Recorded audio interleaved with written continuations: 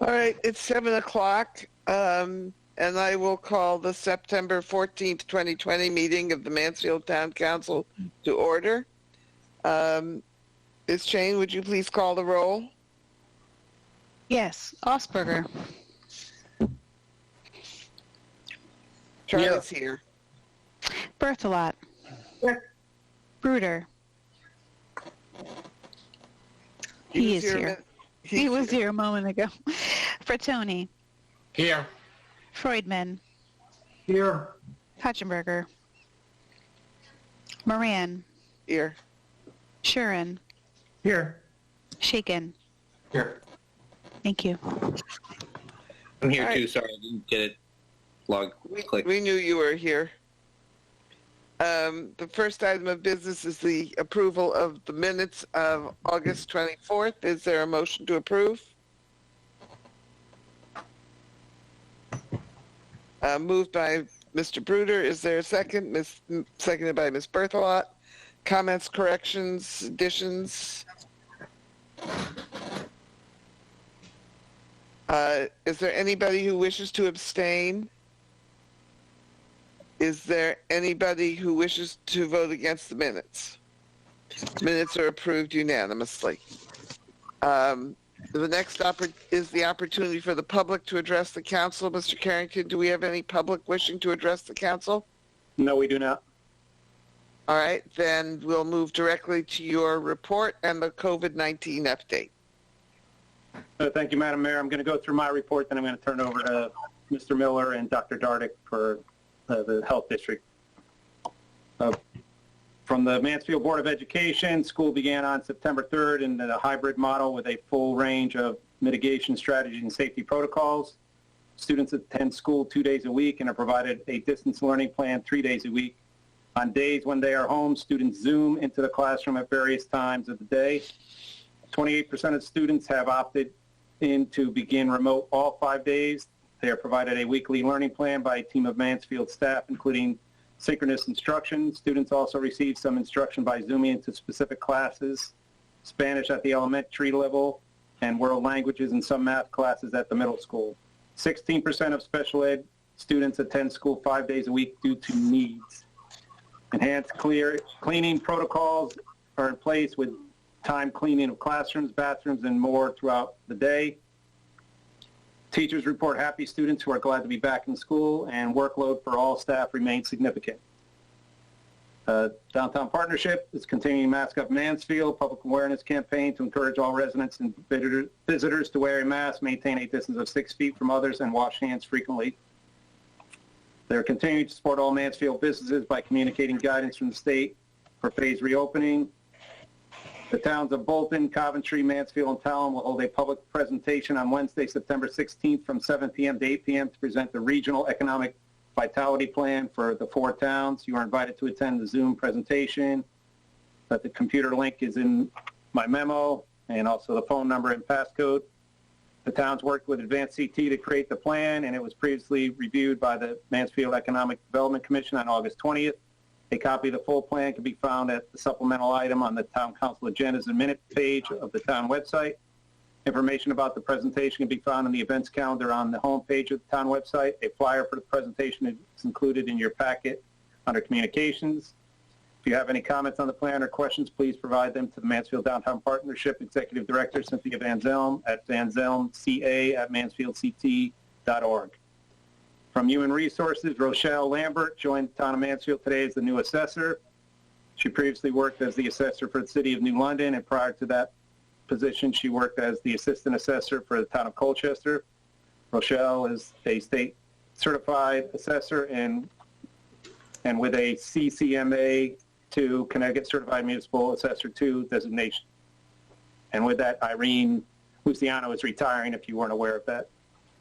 Chief Fran Riola has announced his retirement. His last day at work will be January 4th, 2021. HR has started to recruit for his replacement. Parks and Recreation, Community Center non-member access by daily fee resumed on August 31st and has been easily managed. Annual discounted student membership promotion to the Community Center kicks off on September 15th. This is a $25 per month membership option targeted to middle school, high school, and college students. The flyer is attached to my report. Fall programs have begun with a combination of virtual and in-person classes. Staff continues to plan, adapt, and modify programs as needed with the Connecticut sector rules during COVID-19. Public Works, since the last report, the department has removed 18 additional trees. Paving is complete on Mansfield Avenue, Mansfield City Road, and Hillendale Road, except for the bridge area, which will be paved once the bridge has been replaced. Area restoration is ongoing. The Solar for All Mansfield/Wyndham campaign progress as of 8/27 is below. The reports have been updated, and we are pleased to see the ongoing progress. Canvassing in the Willimantic area has been successfully noted, and an install was completed on Southfield Drive in Wyndham. Families responded, 36, 17 of Mansfield. Contracts approved, 19, 9 which were Mansfield. Lost due to shading, there was 0 in Mansfield. Feasibility analysis, there's 8 done, 6 were Mansfield. Released to installer, 9, 3 in Mansfield. And systems installed, 1 so far, and that was in Wyndham. Region 19 is attached to my report. The superintendent said we opened for all staff on 8/31 with a brief staff meeting, socially distanced in the gym. This was her first opportunity to see the staff in person since starting in the region on July 1st. Staff had the option to attend remotely from their classrooms as well. They conducted many remote professional learning sessions between 8/31 and 9/8, and they addressed the following topics: safety protocols and procedures, Canvas student learning platform training, student wellness activity training, social emotional wellness instruction/curriculum, synchronous demo lesson with departments. Teachers set up their classroom webcams and practice their in-person remote learning. Implicit bias training conducted by the NCCJ. Culturally responsive pedagogy training conducted by St. Joseph's University consultant. Professional learning community time to further develop Unit 1 resources that were started last June. Staff wellness training with Liz Westcott for the employee assistance program to address self-care and collaborative supports. Synchronous learning apps, i.e. Canvas, i.e. category weights, Gradebook, SpeedGrader, Zoom, Nearpod, Cami, Jamboard, Screencast-O-Matic.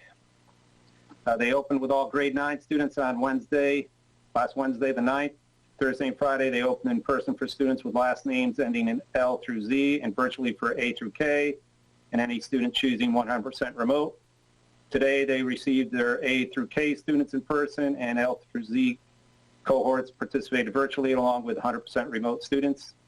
Highlights from those days: our students and staff have been amazing. She couldn't be prouder of them, and the leadership from Dr. Delorto, Karen Perullo, and Dave Tanner. Additionally, Dennis Stenovich and his maintenance staff have gone above and beyond to make sure our spaces are appropriately sanitized. They have had some growing pains along the way with technology, lunch waves, and students bringing their shields. Each glitch was approached with calm and thoughtful response. Students and families have been very supportive, and as we transition to this new learning format, bus drop-off and pickups keep getting better with practice. Thank you to Ashford Transportation and M&J Transportation for their partnership. It is also wonderful to watch staff greeting students and families at drop-off and pickup. We are in the process of coordinating transportation for our student athletes who are on virtual days and wish to come to practice and conditioning. Dan Uriano has led that charge. Darcy Irwin, our nurse supervisor, is on the cutting edge of information that we need to keep kids and staff safe. Her calm demeanor, positive attitude, and proactive approach to her work have made a huge impact on not only the health and well-being for everyone, but on reducing the anxiety that comes with this reopening. From the town clerk's office, on November 3rd, 2020 election update, approximately 600 plus applications for absentee ballots have been received to date for the election. Applications mailed by the Secretary of State's office to all registered voters should begin hitting Mansfield mailboxes soon, at which time we expect the number of application submissions to sharply increase.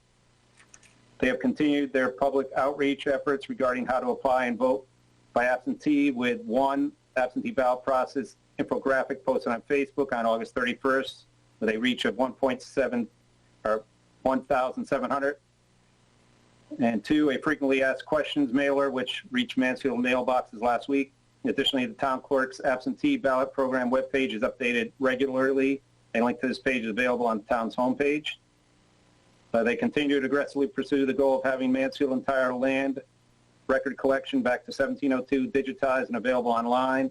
Significant progress towards that goal was made recently with the scanning and uploading of land records from January 1973 back to February 1930, bringing Mansfield online records accessibility up to over 90 years of land record history.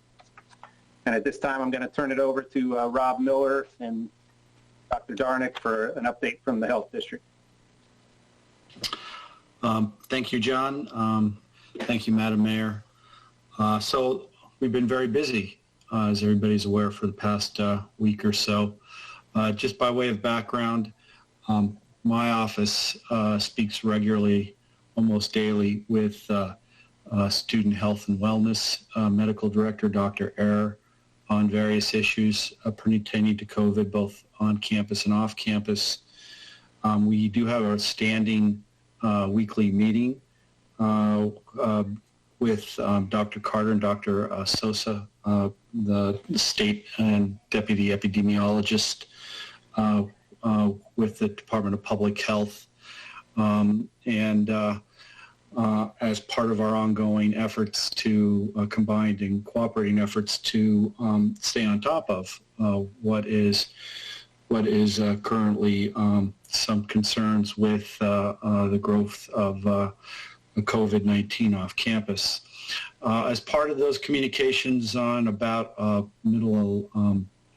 I think around September 2nd, Dr. Ayer contacted me and informed me that we had a cluster of about 6 COVID cases in the Oaks, which is the apartment complex in downtown Storrs. That prompted concern in me, and certainly Dr. Ayer too, for that matter. Similar circumstances in which you get a cluster like that on campus, the university would mobilize testing resources and do focused strategic surveillance testing on in a dorm or any other place where they would deem it appropriate. Of course, the Eastern Highlands Health District doesn't have those kinds of resources. And so I sent an email request to Commissioner Gifford at the State Health Department that evening.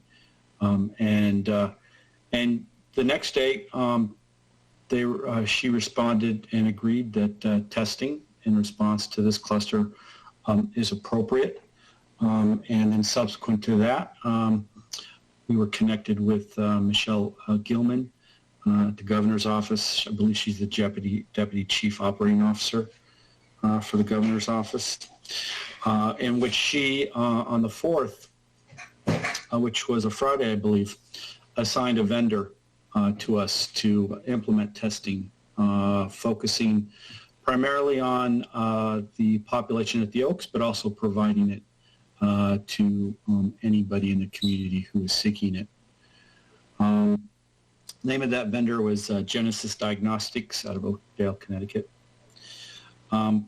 We organized and implemented 2 testing events, one on Monday the 7th, another one on Wednesday the 9th. I might also add that independent of that, and just coincidentally, there was a 3rd testing event on the 8th between those 2 days that had already been previously planned, in which Generations, the federally qualified health center out of Willimantic, was providing a pop-up event at the Mansfield Senior Center. So between those 2 events, we collected 796 specimens. 45 of those specimens ended up being positive for COVID-19. That's a positivity rate of about 5.6%. I should also note that there were 61 specimens collected during the Generations event in the Mansfield Community Center. Of those 61, 1 was positive, and it was a resident from Wyndham. So of the 45 positives on the 2 events we held in the downtown, 44 of them are University of Connecticut students. 1 was a non-student. were closely affiliated. Through contact tracing, we were able to determine that this young man was a roommate of a bunch of University of Connecticut students. Of that total pool of participants, just by looking at the demographics of the participants, we're estimating 90% of them were University of Connecticut students. So out of those two events, we identified 13 more residents of the Oaks. And also during this period, the university reported another 2 cases of Oaks residents they had identified through their own testing efforts. So that brought the total to 21 cases among 5 buildings in the Oaks. So that's certainly a serious concern. The testing effectively met our objective, which was to identify more cases, contact trace those cases, get them to isolate, identify their close contacts, and get them to quarantine. UConn Student Health Services took the lead on that, and based on my conversations with Dr. Ayer, they were able to get that done in a reasonably good period of time. Of course, with this number of newly identified cases, we felt that it was critical to consider further interventions with this kind of relatively densely developed, densely populated area. Continuing concern of community transmission is ongoing. And so after conferring with Student Health Services, we felt at least one positive or one reasonable course of action was to ask all the University of Connecticut students in the Oaks to quarantine over the next 4 days. That decision was made in concert with town and university officials during a meeting in the morning of Friday the 11th. Now the primary reason for quarantine was pursued is quarantine is designed and intended to limit the movements of individuals, and by doing so that limits opportunities for transmission, and most importantly provides a condition under which you can slow community spread down. That's really the primary objective of any quarantine, is to limit movements, reduce opportunities from person-to-person transmission, and thereby slowing the spread down in the community. I know that some have asked, so we see students walking about despite the quarantine. Well, this isn't a strict quarantine per se. A strict quarantine is not practical or even feasible. Our objective here is to simply limit movement, not prohibit it altogether. That's not a viable scenario to implement. These individuals, we're talking about hundreds and hundreds. I'm not exactly sure how many. Maybe Ms. Workman could give us a clearer number on that. But these are individuals who still need to go out and get food over the next couple of weeks. I think it's appropriate to permit some solitary activities as long as they're, if it's necessary to go out during low peak periods, and they take extra precautions to do so. After all, as I said, the objective is to limit movement, not prohibit it altogether.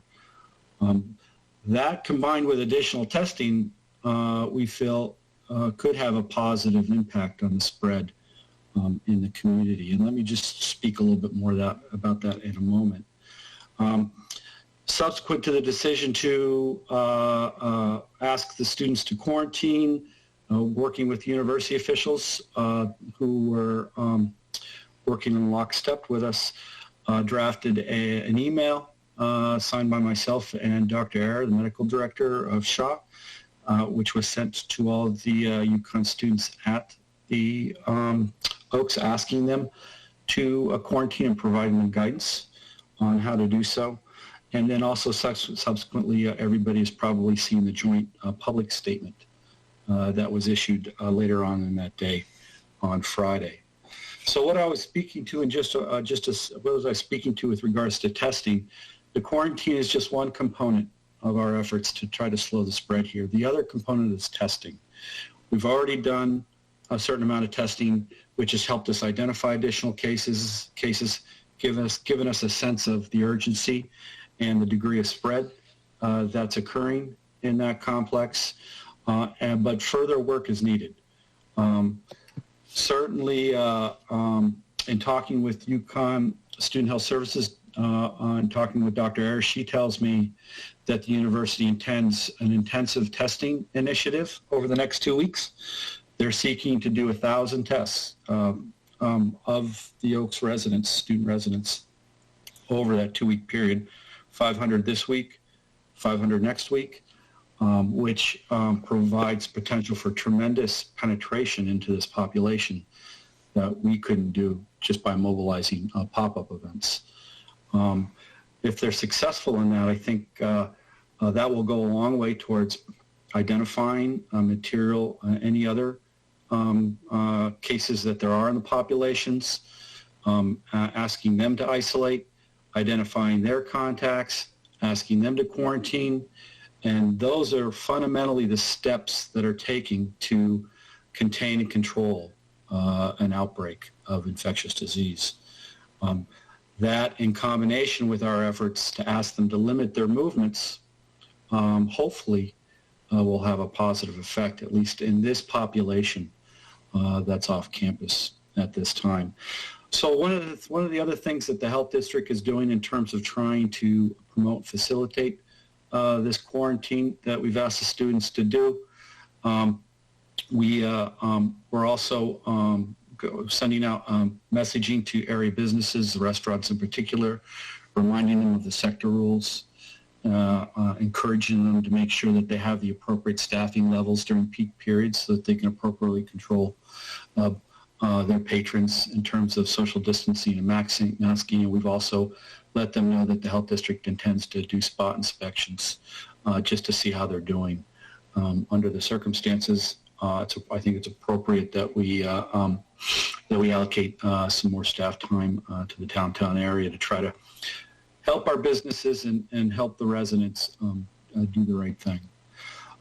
So that's essentially my update. I don't know if Dr. Dardick wanted to add anything at all. No, Rob, I think it's a very thorough presentation. I think the real key will be what happens in the next 2 weeks. I mean, you've identified 45 cases. You've put into plan, an implementation for quarantine and restriction of movement. Now the question will be, will they follow that? And will there be additional cases of any degree, which could potentially warrant further intervention? So anyway, I'm very pleased with that report. Before I move to questions, I just want to say that this past week was an extraordinarily challenging week. John Carrington managed to get away before all of this broke loose. And Linda Painter was our acting interim town manager, and she absolutely stepped up to the plate and did a marvelous job. Somehow I had the feeling that everybody was in on this, but Ben and I and Rob Miller and Linda Painter and Kara and other UConn people and Cynthia Van Zelm were literally in daily contact and planning, and also in contact with the governor's office, with and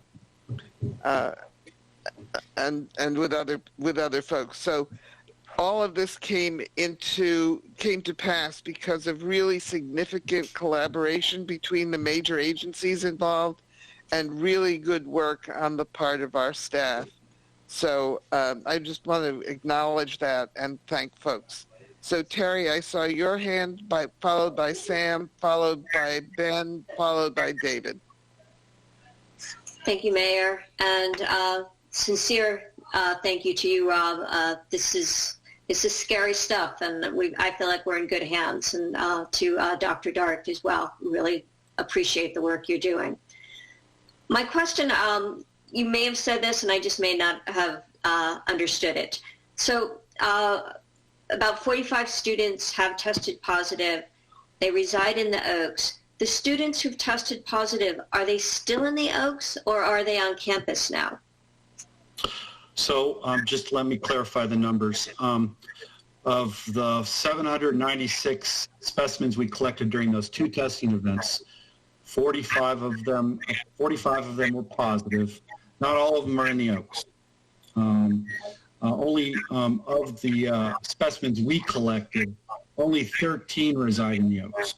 Okay, the other 8, which comprised the total of 21, were reported to us by UConn Student Health Services previously. The other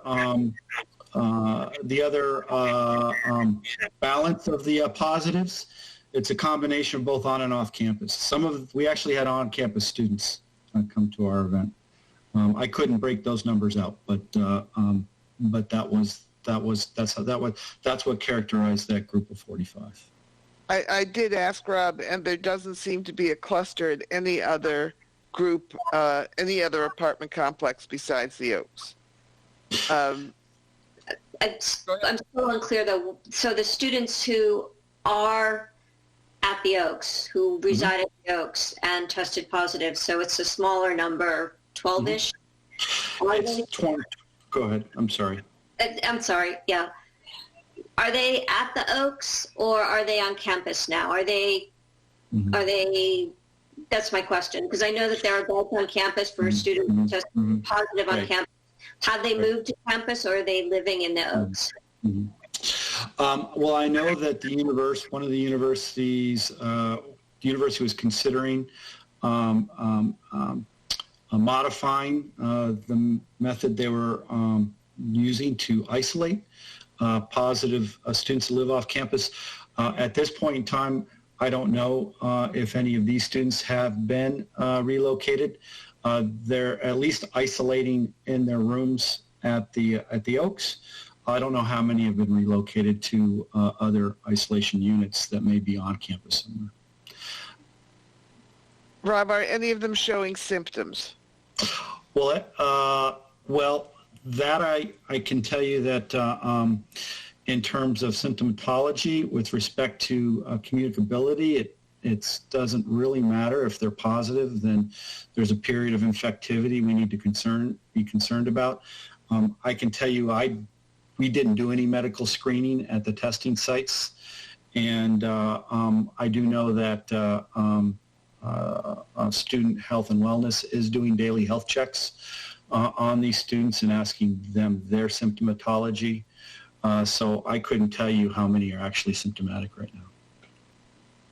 And for students who test positive who are on campus, they generally stay in their dorms unless they can't quarantine successfully there, my understanding. It depends on the setup of their living space. They need their own bathroom and their own space to reside safely and stay in isolation. And those conditions do exist in the way that the way the Oaks layout is set up, is my understanding, is that they do have their own bathroom and their own bedroom. Ben, followed by Sam, followed by David, followed by Charlie. I want to just attempt to clarify Terry's question a little, and we can talk more about UConn policies at our next agenda item. But Rob, is it your understanding that the students at the Oaks are being treated any differently than an on-campus student would with regard to access to isolation, to the set-aside isolation housing beds? Right now, the extent of my understanding is that they were considering changes to how they treated off-campus students and how they isolated them to more align with on-campus students, but I do not know the status of that initiative at this time. Okay, so we'll have to, we have them. Does Kara know the answer to that question? Kara? No, I do not. That would not be something that I would have access to, the care of the students. I will share, and John Armstrong is on the phone here too, and he's really the one that's been working with Shaw. The process for if a student tests positive off campus, they do have to prove to the university that they have the capacity to essentially provide care, and that can be many different things. It depends on their personal situation. What Rob was alluding to, we did offer, if we needed to move students that are in off-campus housing to on-campus for isolation. Again, if that was needed by them.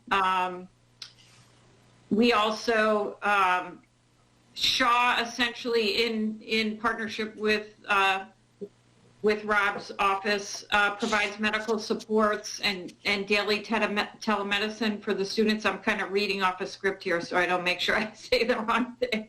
All right. Shaw also provides instructions to the students for self-isolating, and that includes how they must remove themselves from face-to-face interaction until they're recovered, and that they should prepare to have non-perishable food items. They're also available. The testing is ongoing. As they said, we've moved the testing to the field house. Actually, it started today. Both symptomatic and asymptomatic, although if you're symptomatic, you're expected to call the advice nurse and make an appointment before coming over to the field house. So I have some more questions for Rob. Wait, I want to... Well, there was a question, and John Armstrong can answer it better than I can, about the capacity of the Oaks. My understanding from is there's 1,400 beds in the Oaks. Approximately 80% of those are UConn students. I don't know how that equates to, I guess, some of the numbers here.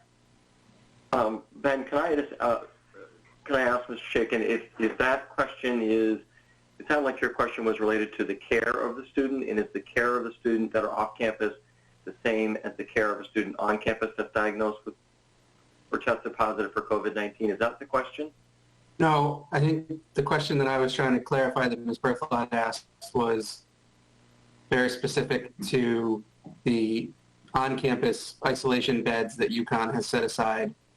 The conversations that I was a part of last week as all of this was unfolding seemed to indicate that the university had made that housing available to off-campus students if it was needed, and that tracked with how on-campus positives are treated, which is to say that a student who does not have access to their own bedroom and bathroom on campus is moved into that isolation housing if they test positive, and that the same option was being given to off-campus students who tested positive who were unable to isolate within their own homes.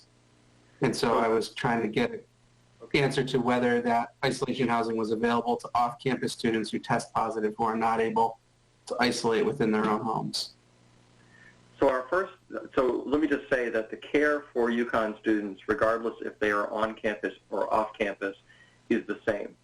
We approach any student who is tested positive for COVID-19 in the same way, and what that means is our first contact with them is to make outreach to them, begin to do contact tracing and have conversations with them about where they are living and if they have roommates. You are correct, Mr. Shakin, that if a student is on campus and they are moved to an isolation residence, there's a residence hall designated for isolation. For students off campus, they receive the same outreach from Student Health Services, from a medical professional. They will receive, one of the first questions we ask them is, can they isolate in their off-campus rental, or can they go home? Our preference would be for them to go home. If they cannot go home, they can isolate in their rental. They do receive daily medical calls from a medical professional from Shaw, and those calls are really to check on them and to provide updates on how they're doing, get updates on how they're doing, and to make recommendations on their health. So it would be a last resort for us to move them onto campus. But it is an option. It is a last resort for us to do that. Okay, thank you. Thank you. I think that answers the question. Did you have a... I have a question for Rob about the Eastern Highlands sort of action at the Oaks, and then I'm sure I'll have questions for John and Kara after they make their presentation on the next part of the agenda. But specific to the health district, Rob, I wanted to ask if you could sort of, now that we're in public and having this conversation, the public can watch, can you provide an explanation? Obviously, people are worried, and the Stores Downtown is a place frequented by students and non-students alike. There's lots of businesses that people go to. There's a grocery store, et cetera.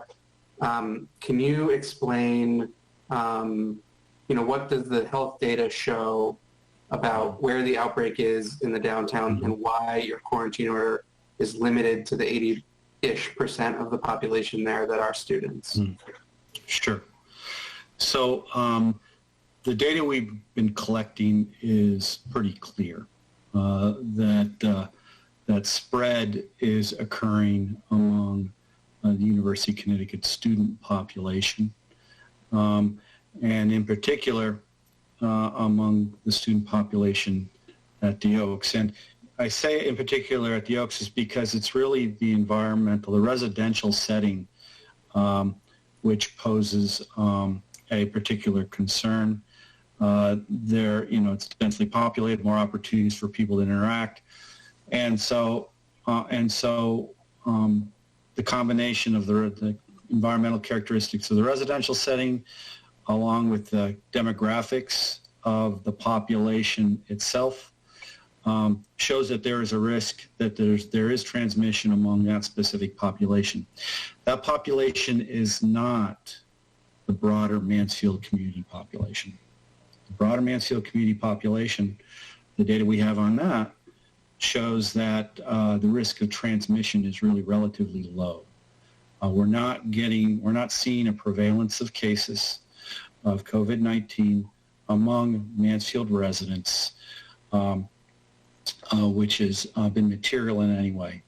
Our numbers for the broader Mansfield community and Mansfield residents has shown just an occasional case here and there. Just by way of example, we have had four non-student cases in the past 2 weeks in the town of Mansfield, but for almost every one of them, through our epi tracing, we've linked them to UConn students and the UConn student community and UConn student culture around on and off campus. Our evidence, our data shows that this is very much UConn student-centric concern. Now, to your point regarding the businesses and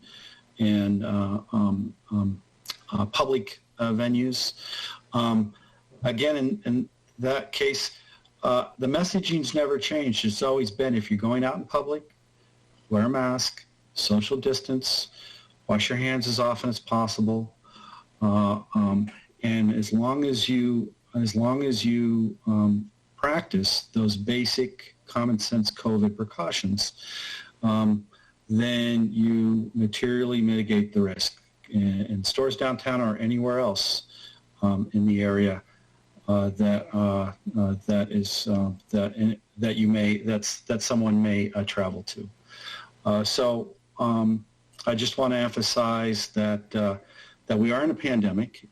It's a risk. Common COVID precautions need to be implemented anytime you're out in public. If you're out in the Stores Downtown, it's no different. And I hope that answers your question.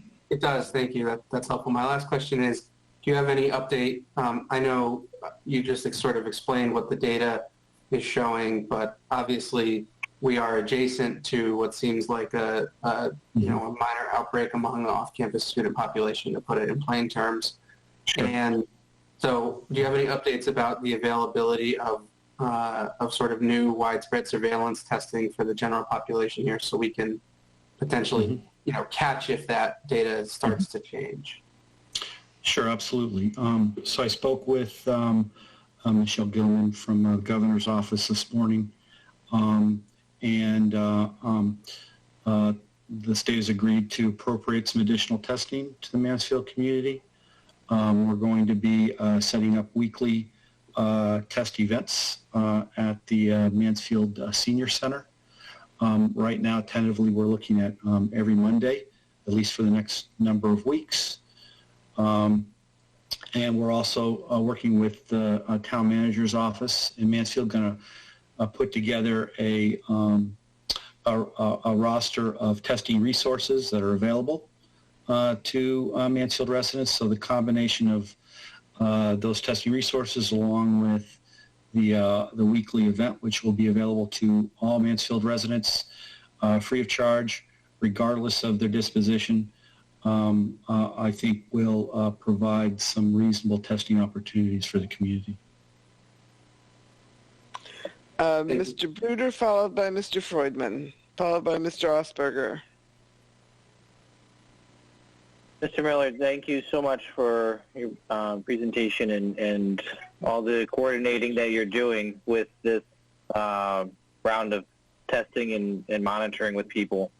I have to say that the ability for everybody to coordinate with one another is really impressive, and it's certainly made us feel more comfortable that not only is it a town thing, but we're also getting the health district and also UConn, and everyone's really working well, it seems like.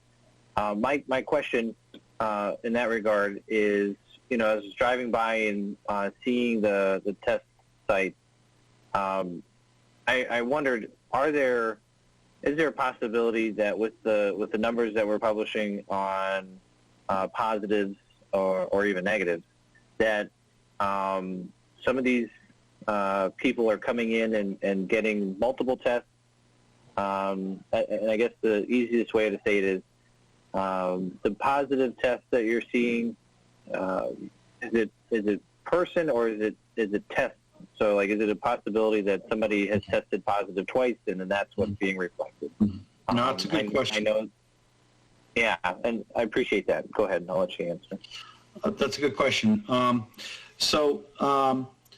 My report of the test results are for the two testing events. It does not take into consideration whether an individual has had another test at some point in time. That being said, I can tell you that in talking with Dr. Ayer in UConn Student Health and Wellness, that my recollection is there are probably 3 or 4, 5, a handful maybe, of individuals in that pool in which we are aware of other tests results that she made me aware once we were conferring on our results. That's a very rough number. It may be a little bit more than that. I think the important point, though, is to note that my data is the results of that testing event. The total counts that you see both on the UConn dashboard and in the daily governor's COVID report are not duplicates. They deduplicate all those results so that we're not counting one person twice in the numbers you're seeing coming out of both the state and the university. Thank you so much. And again, thank you for everything you're doing, not just with this, but with the businesses, and appreciate it. You're welcome. Mr. Freudman. Thank you, Mayor. I have a question for Dr. Dardick.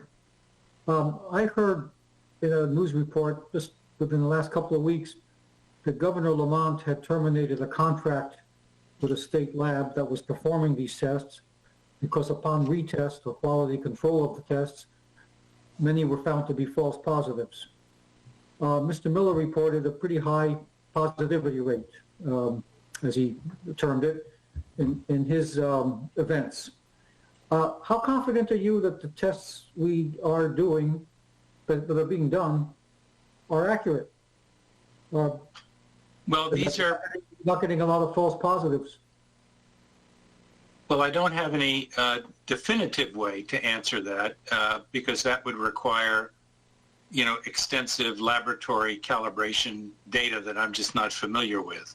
That I do know that the test methodology is the PCR, which is the most sensitive and the most reliable.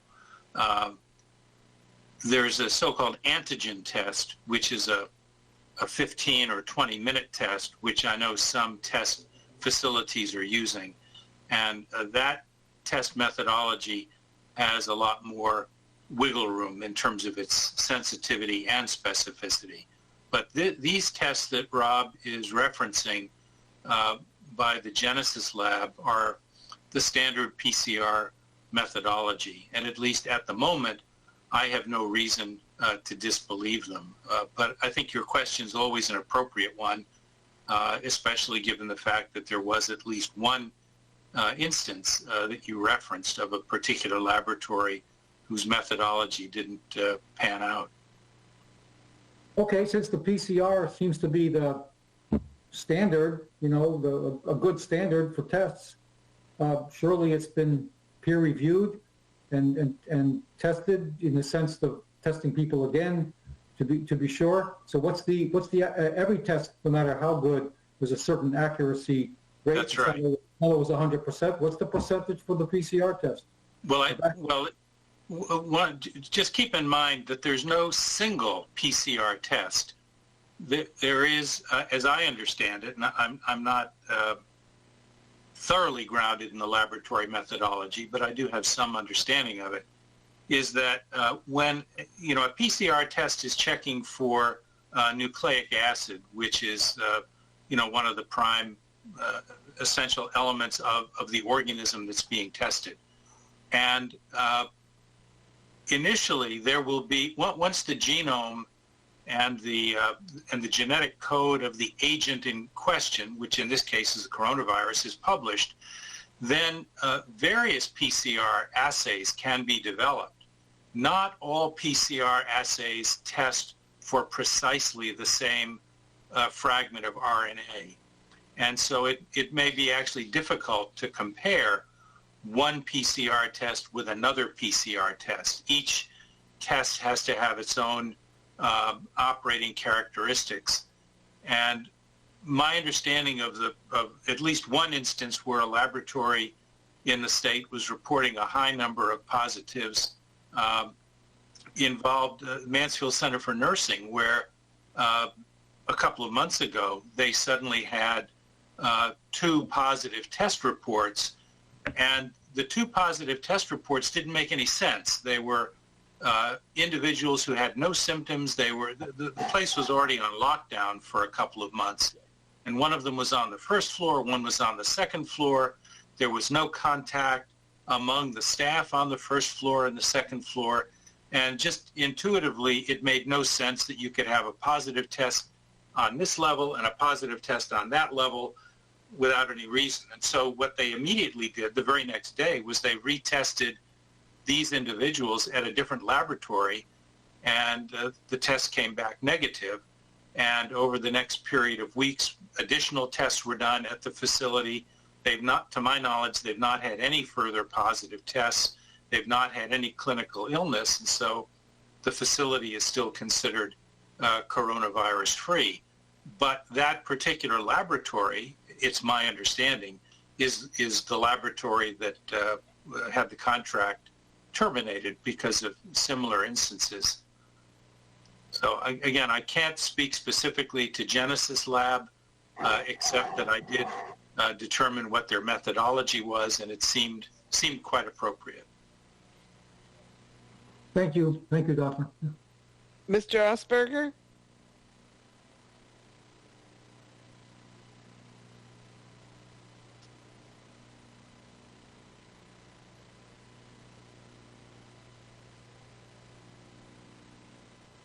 Charlie, are you there?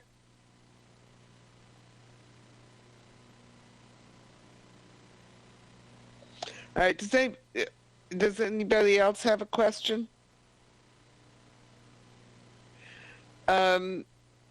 This Mr. Bruder, you were saying something to me privately earlier about the difference between what's going on here and what's going on at Eastern.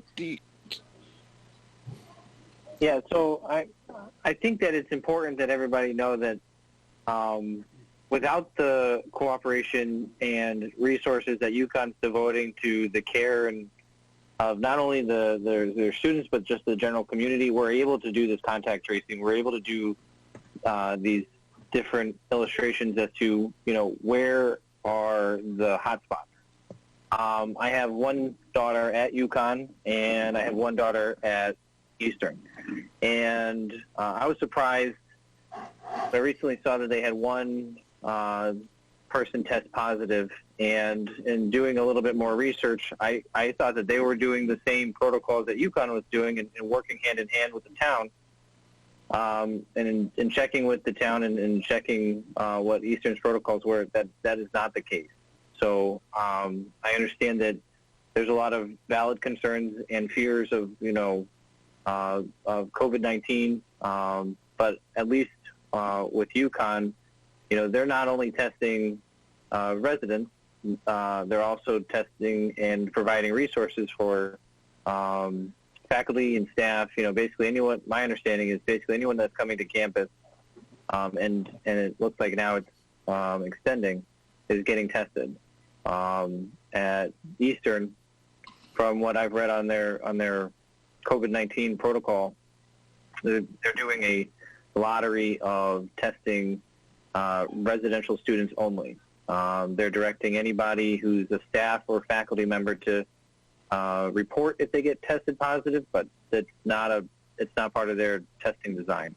I don't know if what the reasoning is, or anything like that, as to why they're only doing this select few percentage of students, not even all the residential students, much less the commuters. But it made me feel that much prouder that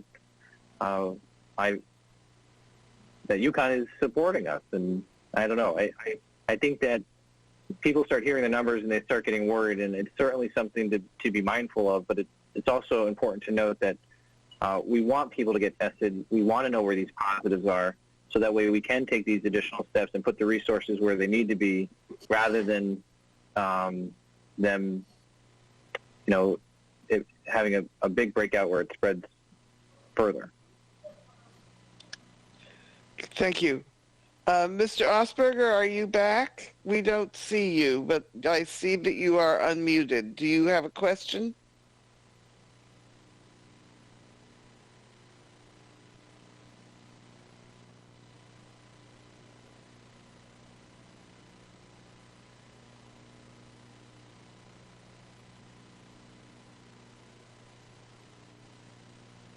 Mr. Osberger, I suspect your connection is failing in some way, because we can neither see nor hear you.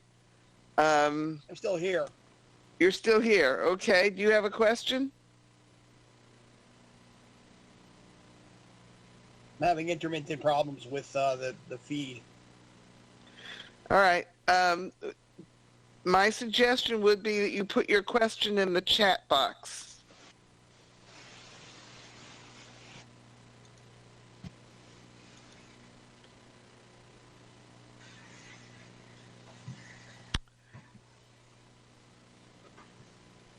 Once again, while Mr. Osberger is thinking about whether he wants to do that, I just really want to emphasize that this has been really a Herculean task over the last week or so, last 10 days, and people have given up weekends and all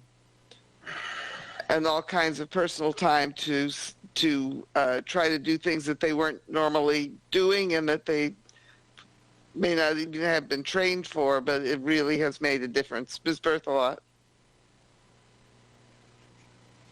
Thank you. I just want clarification on our agenda. Are we also going to be getting a report from Mr. Armstrong and Ms. Workman? Yes, that's next. That's part of the town manager's COVID-19 update.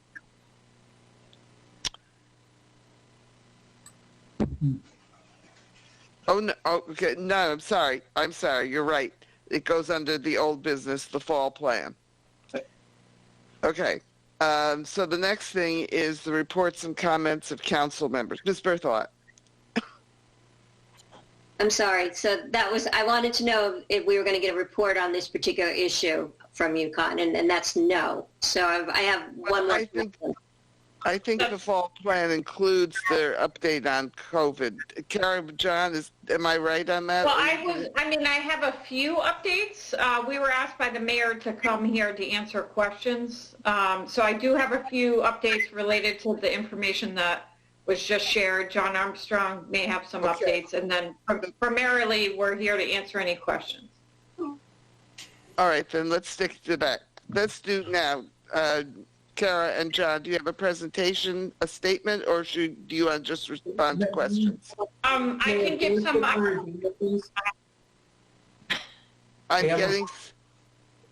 Hold on one moment. I'm getting some objections from council members. Mr. Shakin, followed by Mr. Freudman. If my question is, if Rob's portion is concluded, then we should proceed through the agenda to old business and hear from UConn, rather than jump in with UConn and then jump back to them again. And we can ask. These questions are specifically to the update on COVID as it is today. It's not the fall. That's what I am suggesting that we do now. That we see this as a follow-up to Rob Miller's proposal. Mr. Freudman, do you have a? I was going to basically say what Mr. Shakin did. I thought that would be part of the UConn fall plan, but I'm not. If you feel it should be part of this, and then we'll stick over for item 7A to do another aspect of the UConn fall plan other than COVID or something, then I just don't want to get into a situation where we're doing the fall plan. They say, oh no, that fell under COVID, because a lot of these things that we're talking about are overlapping. So I kind of wish UConn would either, do their whole presentation now, but I prefer we just stuck to the way the agenda is done and let UConn do all of its thing, including anything they have to say about COVID on item 7A, because that's how, I think that ties into the fall plan. The whole fall plan when the agenda was about COVID. There is item number 6, reports and comments of council members, that comes between COVID and UConn's fall plan. So does somebody want to recommend that we move item 6 to follow item 7 and we just keep going on the whole thing?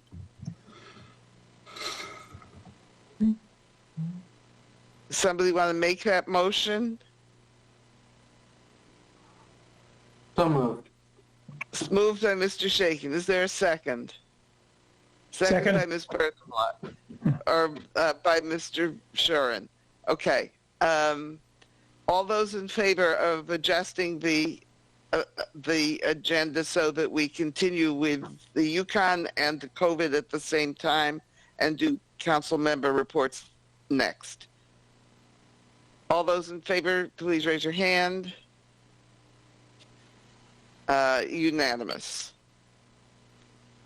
Okay. So then we'll just talk about. Okay, there are 2 parts to UConn's presentation. One of them is just a response to questions, and the other is their fall plan. So, Kara and John, how do you wish to proceed? Why don't I give a few updates? I don't necessarily have any fall plan per se. Okay.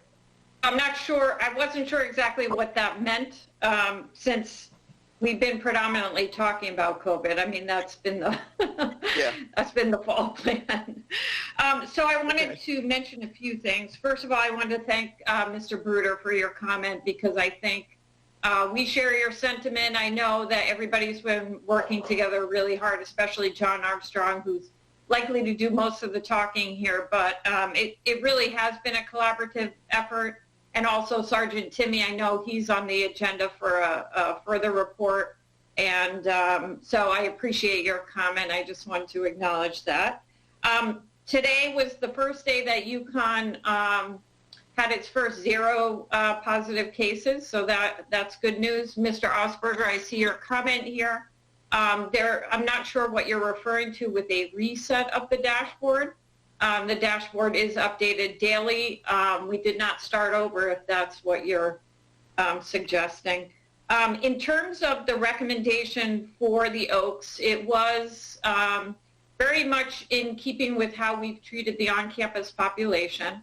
So you may have heard that when we had an uptick in positive cases in the Garrigus residence halls, that the university made a decision to quarantine that unit for 14 days and was very successful in monitoring those students.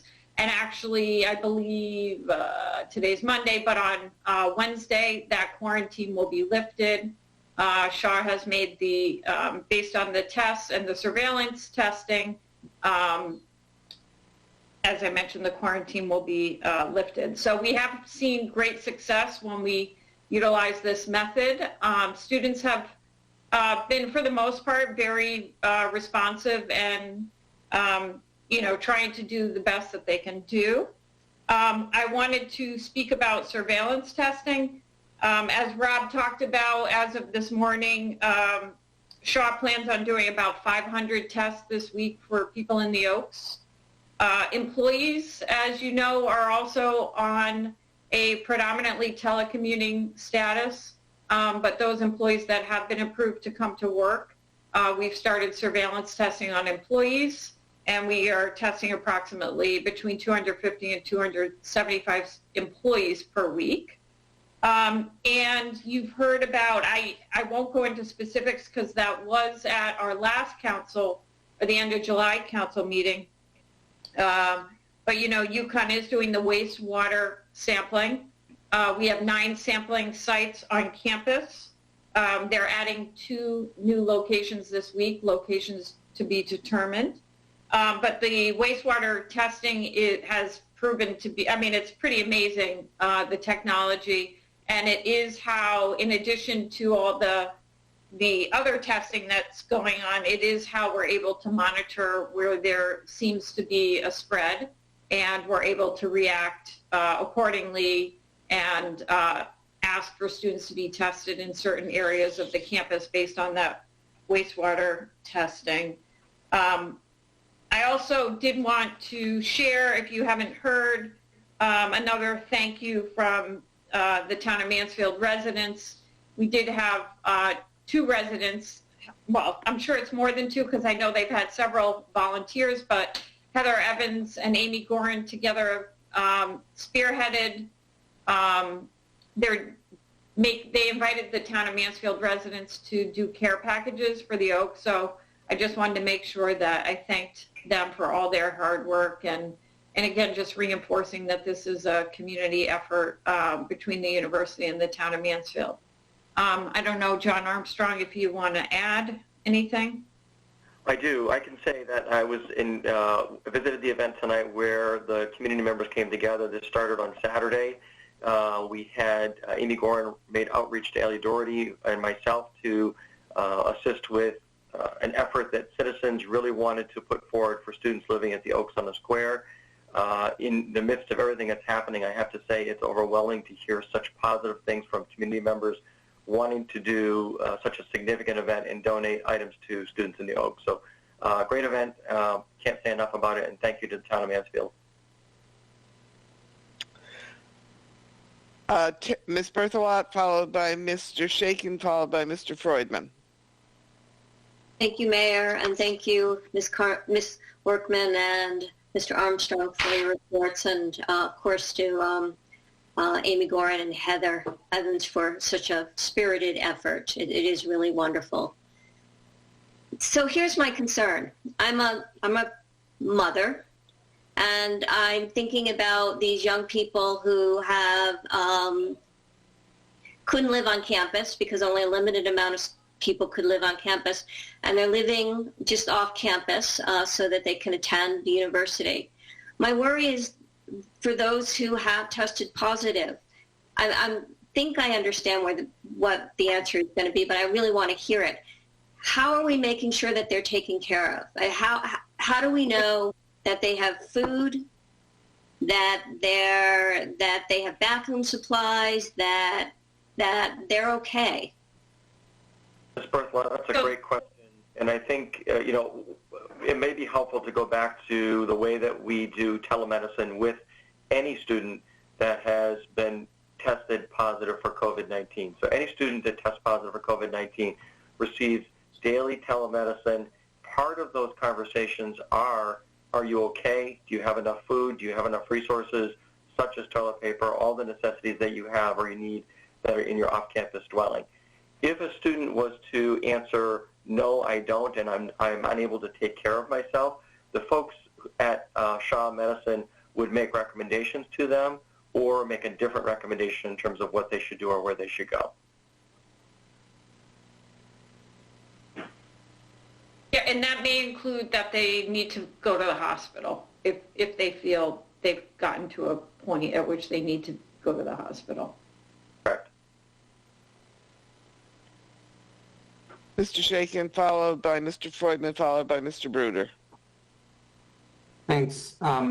Thank you both, and thanks for being here tonight. I hope that, I hope that we don't have to deal with a lot of COVID over the next couple months, but if that's not the case, I hope that you can sort of make this sort of update a regular appearance. I think there's people, not so much for us on the council, but I think there's a lot of people in the community who are understandably very worried. Think about it from a permanent resident's perspective. Mansfield had a very low number of COVID cases since March. We've had a cumulative 40 or so cases, and that number has more than quadrupled in the last several weeks. And so, of course, it's something that many community members are very, very concerned about and trying to figure out, right? Like, what does this mean? Who are these people? What are these numbers? Because when you look at the dashboards that the governor's putting out or that UConn's putting out, they're just numbers. So I have a couple of questions, sort of to that isolation question that Ms. Berthelot has asked about. I just want to try to be clear here. There's some concern in the community. Obviously, we're not asking UConn students to behave any differently than anyone who's tested positive for COVID has been asked to behave, which is if you don't feel well or if you've tested positive or come in contact with someone who's tested positive, stay home. And if you've got to go out, take every precaution, but really, really stay home. Get groceries delivered. Really try to quarantine yourself inside your home and isolate from other people in your home for 14 days. So if a student identifies, actually I need supplies, like I need food, and you're telling me I shouldn't go to the grocery store.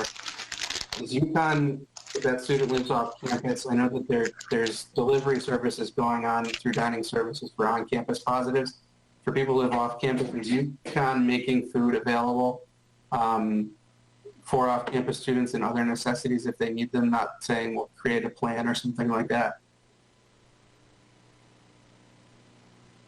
I know you asked this last week, and I don't know that I got a definitive answer for you. I do know, however, though, and I want to just go back, not to alarm people, but we aren't telling students they cannot go get groceries. And Rob can probably, I think Rob talked about that in his presentation. We're just making sure that if you are going out because you have necessity to go out, that you're following strict guidelines about what you should be doing when you're going out. I understand. Go ahead, Tony. I was going to ask John Armstrong if he would comment on his discussions with Oaks management about providing support for residents. Mayor, we've not had discussions about support for the students. With the communication came from the university and from Robert Miller. The communications we've had really have been around that communication. I will say this, Mr. Shakin, if a student contacts through telemedicine and indicates that they are unable to take care of themselves or they are symptomatic to a point where they are unable to go out and do the things that a student can do, we would do what we could to take care of those individuals, and we were working with students on an individual basis. So for the students in the Oaks currently, as Rob Miller, Mr. Miller had indicated earlier, they can go out, provided that they are using appropriate safety measures, masking, social distancing, and there's communication. One thing that's really important, I think, is communication with roommates, which we're also doing. So a roommate within an off-campus rental is also part of those conversations with daily telemedicine. So maybe Rob can help answer this question. I know he's still here. I know there's a difference in terms of the sort of voluntary quarantine direction that has come for all, say, 1,000 students living at the Oaks-ish. And then what happens if someone tests positive, not just an Oaks resident, not just a UConn student, but anyone in the state, where they're asked to really isolate themselves from everyone else. And am I correct that those positive tests are asked really to not interact with other people, unless they absolutely have to, including going out to get food and other things like that? Or am I incorrect? No, you're correct. I just want to preface my statements by saying that statewide, the isolation and quarantine directives that local public health convey to their local citizens is fundamentally voluntary. While we wish it was a little stronger than that, it's just kind of the reality we're working with here. But having said that, the way the system, statewide system is set up now, is if we ask somebody to isolate because they're a confirmed positive case, we also ask them to participate in a daily health check program, similar to what UConn does with their telehealth. We do it through our contact system, which is a statewide system that the State Health Department has set up to facilitate contact tracing for local public health and to facilitate isolation and quarantine for those individuals who've been confirmed cases or identified as close contacts. And what I mean by facilitation is that the state has actually executed contracts with community resource coordinators, whose role it is when somebody gets a daily health check from the contact system and asks the questions that Mr. Armstrong and Ms. Workman were referring to with respect to, do you have everything you need? Contact system does the same thing. And if somebody says, I don't have food, then that person is referred to a community resource coordinator who would facilitate the delivery of food to support that person's isolation period. Thanks. That's actually very helpful. I had a question about testing and a question about the data that UConn is reporting more broadly. So can Kara or John, can one of you speak to the universities? I know you mentioned it a little bit, but to the updates that sort of came out, I think last week, about pooled testing. And then I have a specific question, which is, are off-campus students going to be included in the pooled testing? So first, for people who aren't paying as close attention as we are watching this meeting, can you explain what it is and how it works? And then will off-campus students who are attending in-person classes be included in the pooled testing? So I cannot specifically define pool testing, so I may need to get back to you on that. I do know that we are doing 3 types of testing. Oh, Rob, maybe wastewater testing, pool testing, and diagnostic testing. So we are doing 3 types. So Rob, you can answer. Sure, I can answer the pool testing question. So essentially, pool testing is when more specimens are taken, collected from a number of patients, and then those specimens are pooled, and one analysis is done for all of those pooled specimens. And if there is a detection within that analysis of those pooled specimens, then you go back to all those patients and collect a second specimen for individual testing. Thanks. And John, so My understanding from last week's release is that the university has begun pool testing with each residence hall being a pool or something close to that, roughly that. And so will there also be an off-campus student pool testing happening throughout the fall semester? Mr. Shaker, was that addressed to me? I'm sorry, my apologies. You or Kara, whoever can answer it. I cannot answer that question at this time. Yeah, I think they are exploring opportunities for that. I don't know that any definitive decisions have been made in that regard. Rob? I just wanted to clarify, there's limits to pool testing, so the notion that you could do a whole dorm or a whole dorm floor with pool testing is unlikely. When we're talking about pool testing, it's maybe, 4 to 8 specimens at a time. It doesn't, apparently my understanding based on my recent conversations with the State Health Department and Dr. Ayer is that if you make the pools any longer than that, then it kind of breaks down the methodology. Okay. I was going to ask Charlie's question, but he seems like he's back, so I won't. My last question has been more general, which is from the data that seems to have sort of come around since a month ago when students began moving back to stores, with the exception of the sort of small outbreak on campus that you seem to have done a very good job containing, the recent data in particular over the last 2 weeks seems to show a pretty clear outbreak level data, which I would just define as data higher, substantially higher than the data that we're getting from the general population Mansfield of the state among students living off campus. And the Oaks in particular, Rob explained why those circumstances predicated him and Dr. Ayer to issue a quarantine advisory for that particular complex. But more broadly than that, universities reported over 160 positive cases among off-campus students. A 1.5% prevalence rate. It's much higher than your on-campus rate. It's much higher than the general population rate. So are you making adjustments, or what adjustments are you making to your fall plan in terms of the student population taking classes on campus, the student population living in Mansfield, in order to sort of control the fact that it appears like COVID is spreading at a more rapid rate among students living off campus than it is among any other population for on-campus students, residents of town, et cetera, et cetera. So I'm not sure I can entirely answer your question, but I will say that the commuter student data is a little misleading because it is, we mailed out 5,000 kits all across the state. So what you're seeing does not mean that someone lives and resides in Mansfield.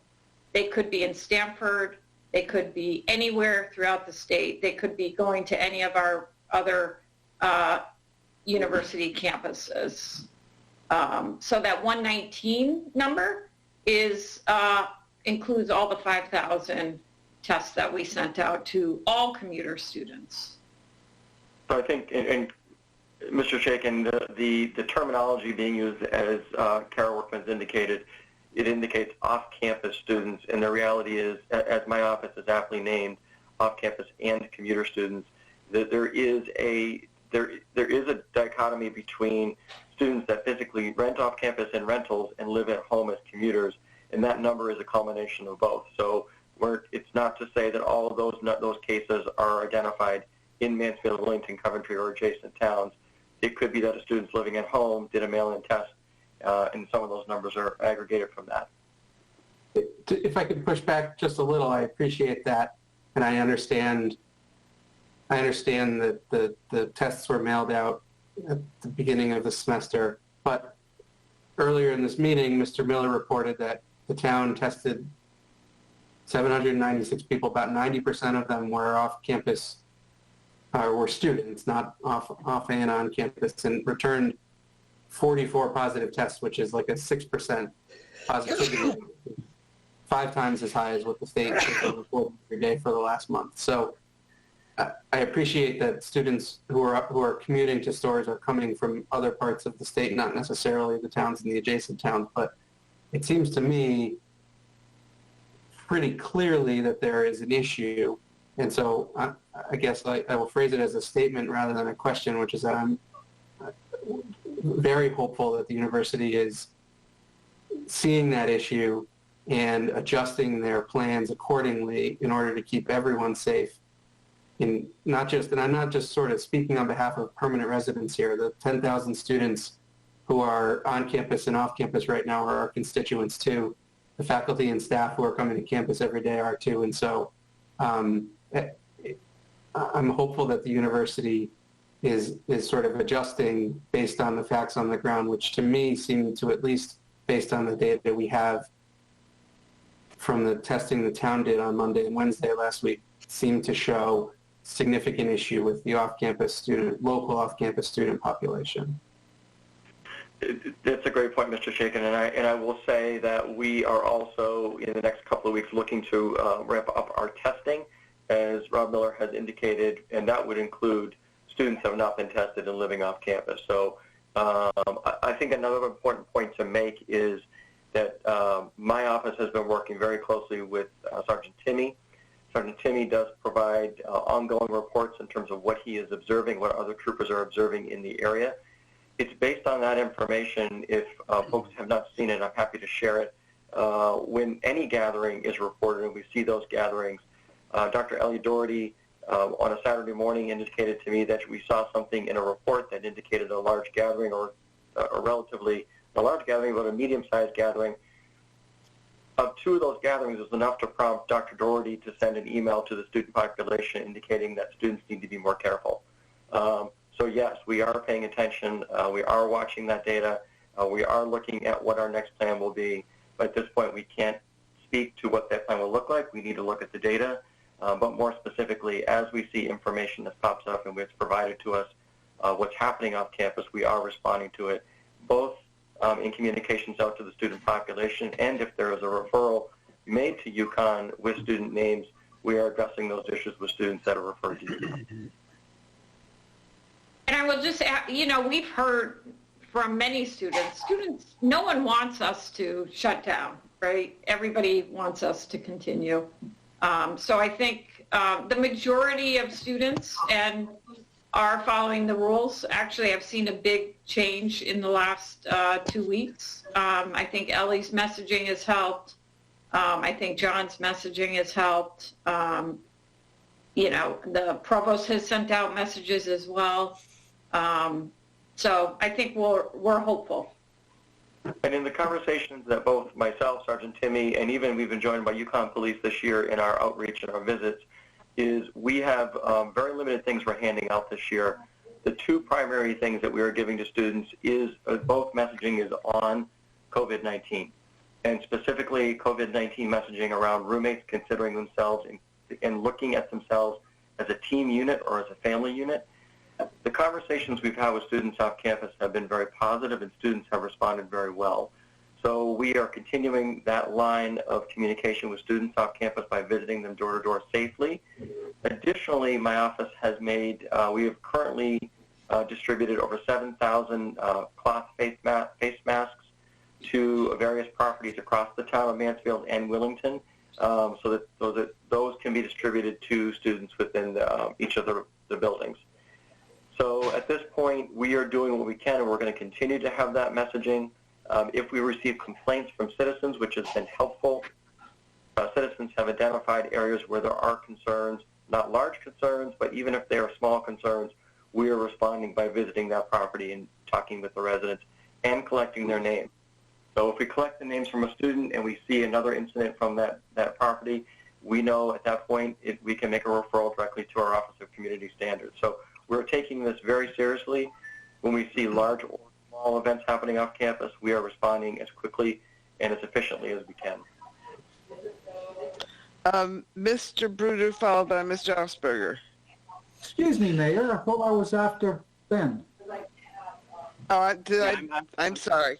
Go right ahead. Yep. You go first, followed by Mr. Bruder, followed by Mr. Osberger. It is my turn? Yes, go ahead. Okay. I thought it was some time back, actually. All right, this has to do with the Yukon Fall Plan, which is, I guess, our agenda item along with COVID. But I'm getting away from COVID. We've talked about COVID. I'm not asking about COVID, and I'd like to leave the Oaks out of this part of my discussion. You know, now that I have it. Ask your question. It's more to do with off-campus, places off-campus where students live. Let's put purpose of conversation, not including the Oaks, because they're a special situation now that they're under some kind of a quarantine or whatever. I understand that the Yukon Fall Plan, when it's been on our agenda, which it has been on July 27th and August 10th, a lot of it had to do with the fact that Yukon was making all kinds of requirements on the students on campus, such as they can't get together with each other, you know, in any size groups. They're having to mask even when they're outdoors. All kinds of things. Now, what Yukon does on campus, they're able to make all these rules up, as draconian as they are. But I just want to remind you, by way of background, that the governing laws for us here in Mansfield off campus, the same statewide, are, although it may not be advisable, I certainly wouldn't do it, but just to use me as an example, I am allowed to invite 24 people to my house for a party if I want to. The governor's limit is 25, and I could have a lawn party and invite 99 people over, plus me, that makes 100, and that's the limit for outdoor. We don't have to be wearing masks. We just have to stay 6 feet apart. That would be legal. I won't do it, and I hope nobody does, but that's the law. Now, I understand that Yukon is seeking to extend its much tougher laws that it can do on campus and extend them off campus. And of course, it uses John Armstrong's Office of Community Standards as some kind of an enforcement arm, although really technically Yukon has no jurisdiction off campus, only to the extent that they could scare students into, and I see them here on my street wearing masks for things, even when they're jogging, because they're afraid somebody will turn them in, and there's nobody around them for 50 feet. So my question is, you going around to people's houses, Mr. Armstrong, and putting the fear of God in students, they're doing things off campus that are allowed to everyone else. I'm asking you, just in general, and I'll have some follow-up questions, and I know Ben had probably 12 of them, so I would appreciate some consideration here for a change. I'd like to know, first of all, who is enforcing, what is the enforcement mechanism other than trying to scare people and encouraging the local populace to report students? Other than that, what is the enforcement mechanism for behavior off campus that exceeds, is tougher than what's allowed to everybody else in the community? Who's enforcing it? How is it enforced? So a couple of things. Let me start with the student code. The student code is, in terms of the enforcement of the student code off campus, you're correct. There are jurisdictional issues with the student code. If a violation of the student code occurs and there is an adverse impact on the university community, then we can take action based on a referral we may receive. And that referral could be received in a variety of different ways. It could be a referral from a citizen who has a complaint, who has a neighbor who has a disruption. It could be a referral from the state police. But if we're seeing that it has an adverse impact on the university community, in large gatherings... If I may, maybe stop you there, because when I speak, my time is very limited. You know, there are different, just like there are, anyway. Mr. Freudman, we allow you to ask your question. Allow Mr. Armstrong to answer it, please. All right. Then I will follow up with questions when he's done, but I don't want to be under the gun, seeing as Ben went on. You allow Mr. Armstrong to answer your question, please. So just to go, so that's the student code. The reality is when we go door to door, we are not finger wagging at people. We are not making indications or statements to them, forcing them to make change. What we are doing is communicating with them in a very civil way to tell them that this is a different year. The conversation we're having with students is that large or small gatherings can have an implication and a cause to spread the disease of COVID-19 or coronavirus. So what we do is communicate with students in a way to say, if you're thinking about having people at your rental, we hand them a slip of paper which gives them some guidelines. If they think they can meet those guidelines, that's great. That requires masking, social distancing, encouraging not to use any games or play games that have shared contact. It also encourages roommates to have conversations together and have them think of themselves as a team unit, asking each other where are they going, what are they bringing back in, when they come back in, are they washing their hands, what's their cleaning routine within their rental unit. So our goal in going door to door is not to be someone who is telling them what to do, but making recommendations. Well, I don't think it's as benign as you're making it sound. There's definitely an or else there. If you're a 19-year-old and the Office of Off-Campus Enforcement, I call it sorry, Mayor, I'm a little flippant sometimes, and I feel I've been being held back here, as I feel this is some kind of an off-campus inquisition, although that's an exaggeration of the term, because you are going around, and it's a figure of authority, and it's clear you can cause people problems, because you say if there's an adverse impact, what adverse impact is there if some student is turned in by a community member who sees somebody who's a student, and there are a lot of people who have a real animus, I mean that, a real animus towards the students in our community, and they see somebody without a mask, and they report it, and you can determine, it's up to you, whether this or that action has an adverse impact or not. It's totally up to you to decide. It doesn't have to be proven, and that there can be real consequences for that.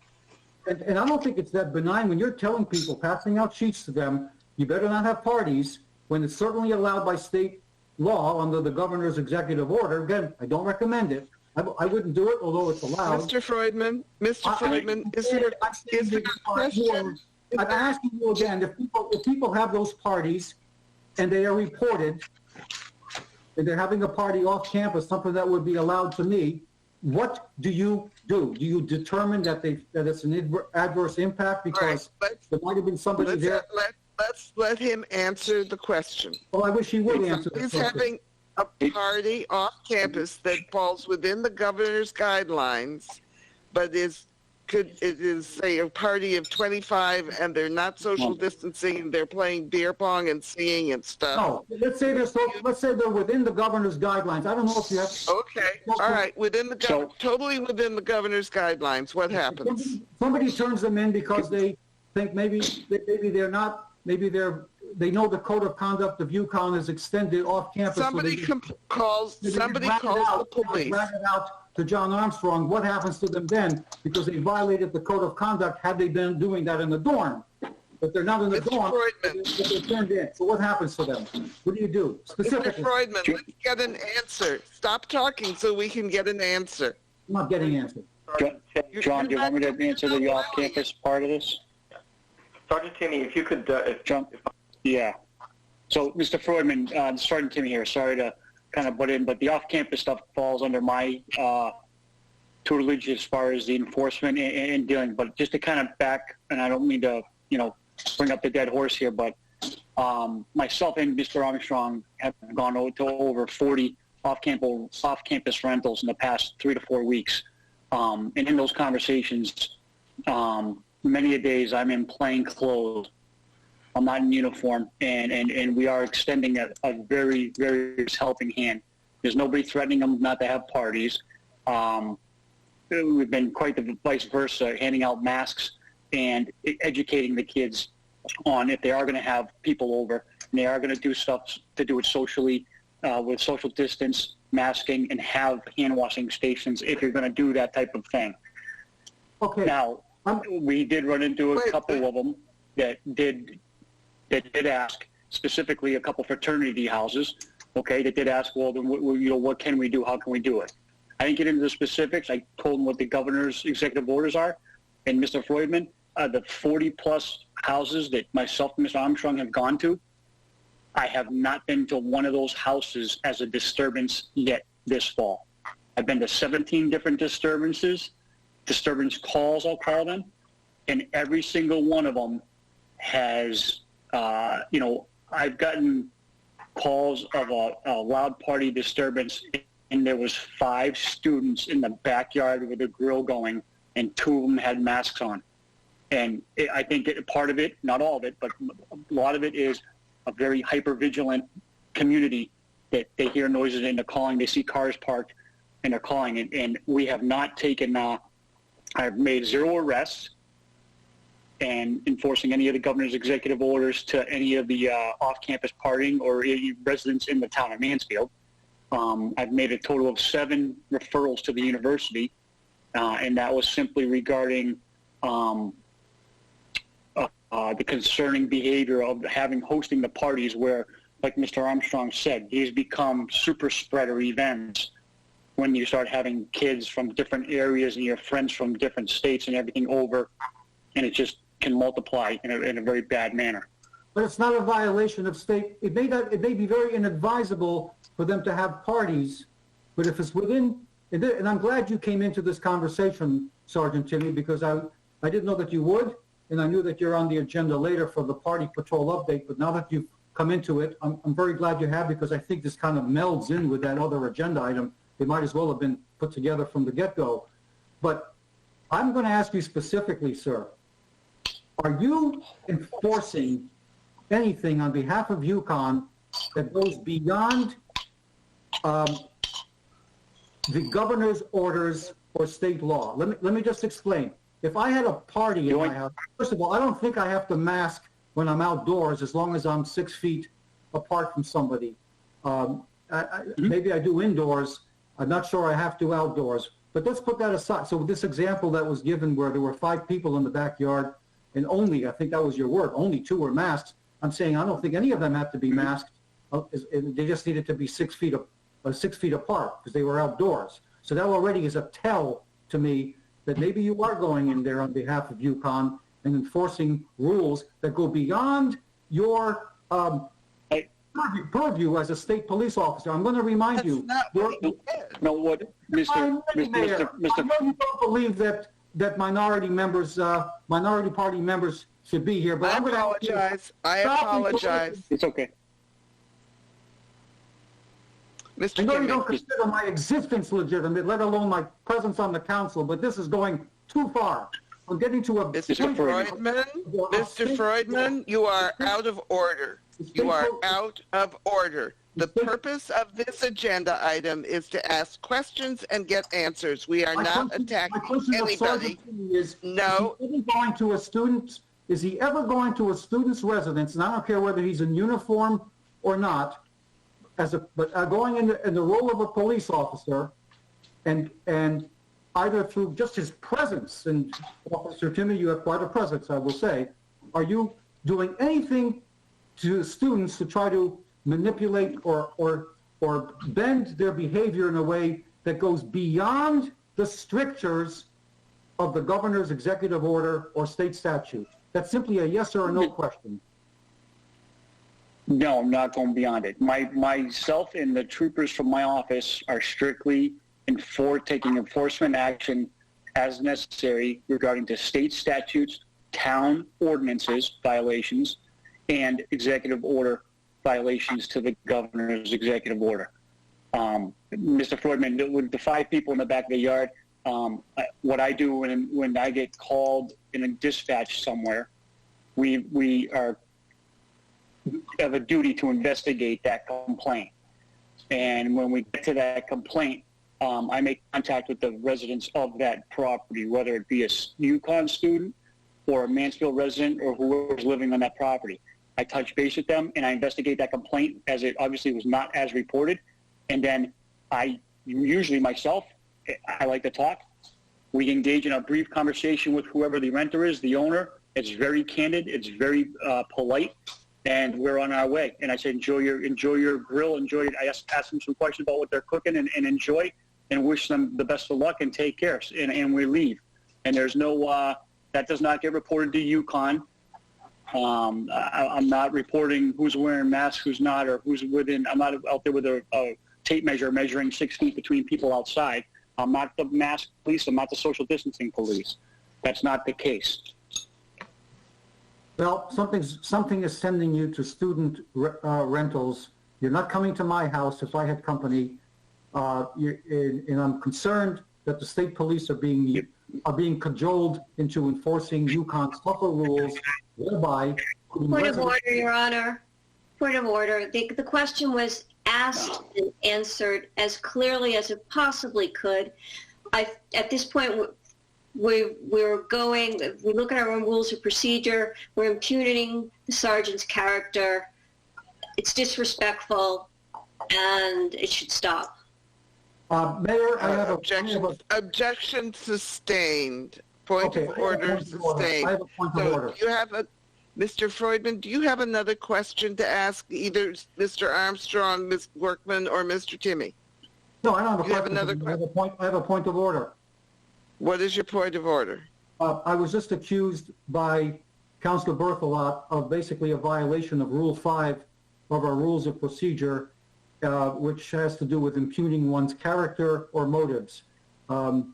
I'd like a ruling on whether that, questioning the manner of enforcement, my suspicions that it was going beyond the governor's executive order, how that, if you feel that was impugning the sergeant's character, because I asked him. And also one more thing about Rule 5.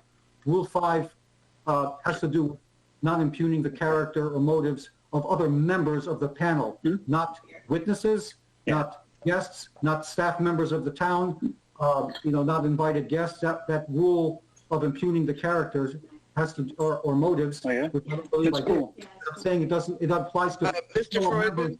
fellow members of the council. But not a ruling from you on whether that was a violation of Rule 5, which pertains to members. It is what you said was a violation of the rule, because Sergeant Timmy answered your question with an example of a party which he did not consider a violation, and you accused him of going back and treating it as a violation. You did not hear the question. You asked the question. You did not listen to the answer, and I am sustaining Ms. Berthelot's point of order and overturning your point of order, and we need to proceed. It is now 8:45. We do have some very important work to do, some very brief important work, but also some very important work that will be done in executive session, and we need to proceed. Mr. Bruder. I have a point of order, Councilor, or Ms. Mayor. Yeah, I'd just like to get your official ruling on Council 5, the rule of decorum. Is it your official ruling that any speaker at a town council meeting, whether it is a town councilor or a presenter or a member of the public, is in fact prohibited by Rule 5, which states all meeting participants, including councilors, members of the public, and staff, should confine their remarks to the substance of the issue at hand. Participants should avoid discussing personalities and not impugn the motive, character, or integrity of any individual. Is it your ruling that includes councilors to presenters, presenters to councilors, and any other interaction between any other participant in the meeting? Including staff, yes. Thank you. Okay, so I'm going to try really hard to transition from that to what I briefly wanted to say. The work that Sergeant Timmy has done with Mr. Armstrong and everybody else in making this work, I think is a model for what others could be doing. Ms. Workman, if I could, just correct me if I'm wrong. I'm not going to quiz you exactly. You had said about 250 faculty members were being tested this week or last week, or somewhere in that ballpark. I'm sorry to put you on the spot, but yeah, and I'd have to get you the exact number, but no, what I was sharing was that surveillance testing for employees who have been allowed to return to campus. There were 3 criteria at which a supervisor had to designate an employee the authority to return to work. Surveillance testing has started with employees on a randomized basis. So employees that are being asked to come back again for surveillance testing are sent an email, and then they're advised to sign up for an appointment. So that started, it could be 2 weeks ago. And then, yeah, it's roughly between 250 and 275 a week. I appreciate that, and I asked for that number because I was just again looking at our and this isn't to talk badly about Eastern or anything like that. I have one daughter who graduated from there, and she had a really great experience, and our other daughter is there, and again having a good experience. They tested 196 resident students last week, and I know that they have less students. I know they have less faculty, but just the fact that it sounds like UConn's testing more faculty than they are even of their own students and the fact that you're here. I don't know if other universities are even being this involved with the town and giving up an evening to, have both sides. And so thank you again. We very much appreciate the working partnership that we all have, and it does not go unnoticed. Thank you. Thank you. Are there any further questions of UConn? I have a would like to Mr. Osberger, go ahead.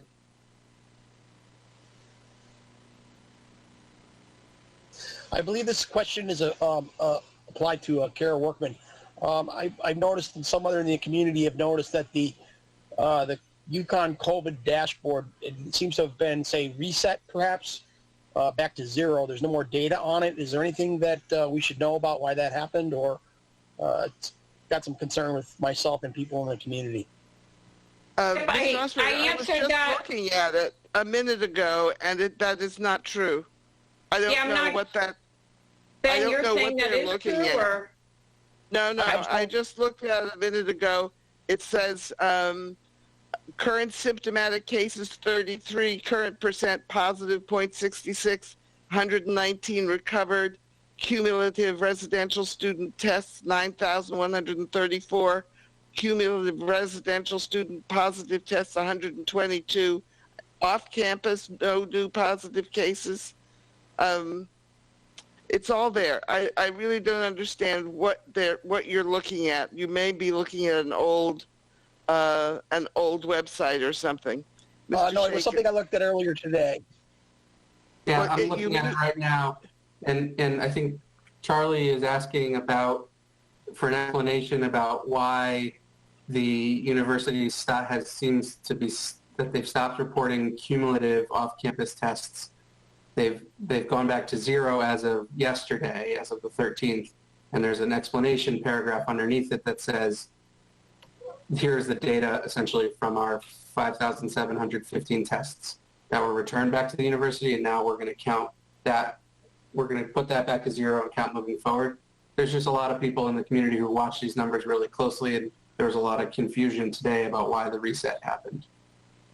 So I will get back to you with a definitive answer, but I think this relates to, so there was a point at which that we sent out those tests to all commuter student or non-residential students, and they were giving a time frame in which to return their tests back to us.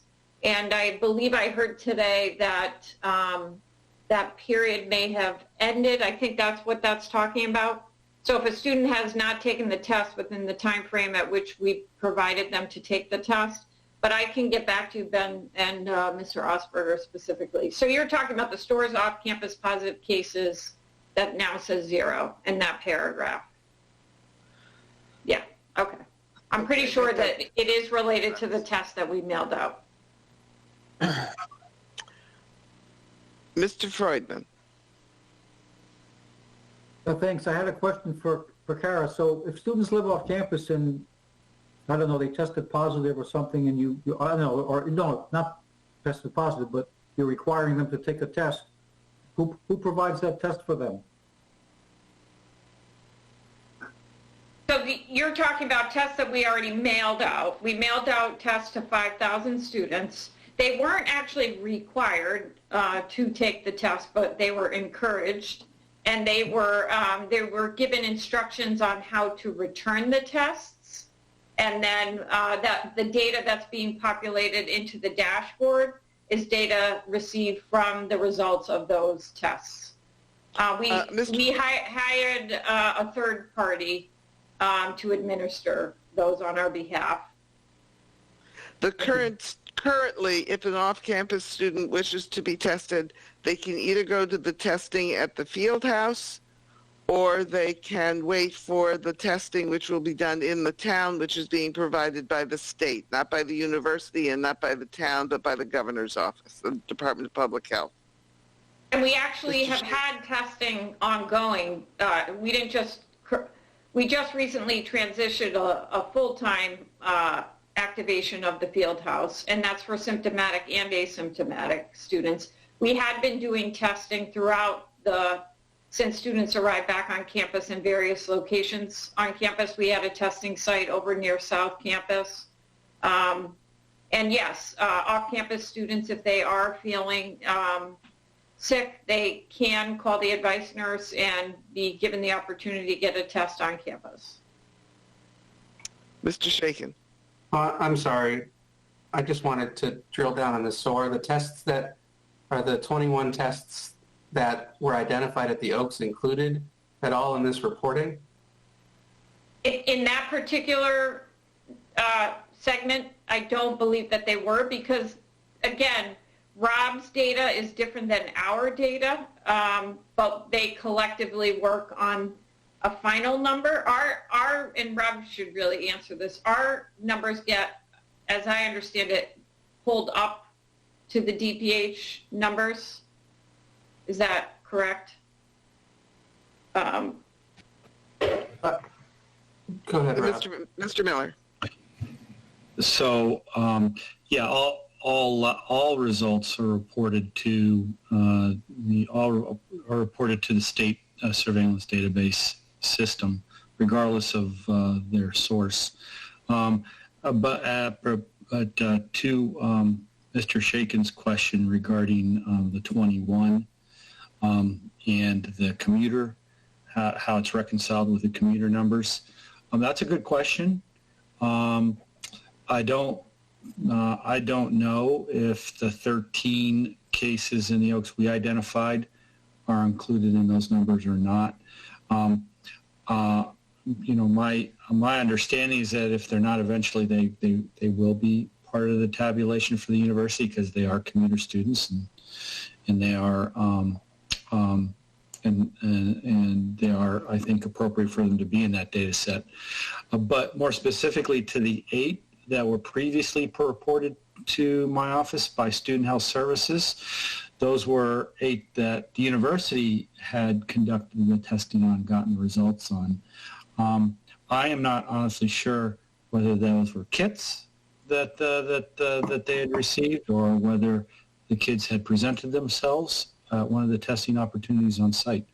So the bottom line is I don't know if any of those 21 are currently tabulated in the off-campus numbers. If they're not, I feel like they will be, based on my conversations with Dr. Ayer. If they're not out now, they will be at some point. Thanks. That's helpful. I think as this is it's a question a lot of people are paying a lot of attention to. The wisdom of paying a lot of attention to the numbers that get reported is perhaps questionable, but it is the only data that is sort of available to the general public, and so you can imagine people are paying a lot of attention to it. So I would appreciate some kind of explanation, flowchart, something like that, about how positive testing is happening, like especially as we're seeing positives crop up with off-campus students who can theoretically travel both to the field house, to Wyndham Hospital, wherever, to get a COVID test, to CVS. Those tests are reported up to Shaw at some point to engage in the positive testing protocols. And so it would be helpful to then just understand at least how the numbers that are being shared with the community link up to the actual results that are happening within the community. Mr. Miller. So the data issue is a complicated one. There are a number of potential sources of the data. A UConn student doesn't necessarily have to go to on-campus testing. Say, by example, a UConn student on or off doesn't have to go to on-campus testing. They can choose to go home and go to the private provider. They can go to CVS. They could get a test anywhere. And all those labs, kind of report the timing of that can occur there's a different data flow for each one of those testing locations in terms of timing. Really, the common denominator among all these potential locations that a student can get a test is the fact that all these labs are required by law to report their results to the statewide database surveillance system, CTEDS, Connecticut Electronic Data Surveillance System. And that data surveillance system is the full data set of all the positive results in our communities. That data system imports data to the contact tracing platform, Contact. Now that's when I see it. That's when my staff sees it, regardless of whether it's a student or non-student. That's when we see it, and we look at every single positive case, and we do contact tracing on it. Now, if a student pops up in there because they decide not to go through Shaw, they decide to go to the CVS down the street, if a student pops up, then we will refer that case through the contact system to UConn Student Health Services. And that's the point at which UConn Student Health Services will take over the contact tracing responsibilities for that case, and then also presumably tabulate it in their total numbers for both on and off campus students, and presumably then therefore would also end up on the dashboard. So that's the data flow. That's really the only way it can work in terms of because of the multiple sources of data. UConn gets their own stuff, their own data, they do their own tests, they get that much more quickly. But anything that, typically that's done off campus, it's a slower process, but it does get to the university and then presumably onto the dashboard. I hope that answered your question. Okay, any more questions regarding UConn and COVID? I would just like to say that I observed the downtown testing on Wednesday when there was at least a 45-minute delay. And there were, it seemed to me, hundreds of students standing in the sun waiting for a good 40 minutes. And probably longer because the line only started to move after 40 minutes.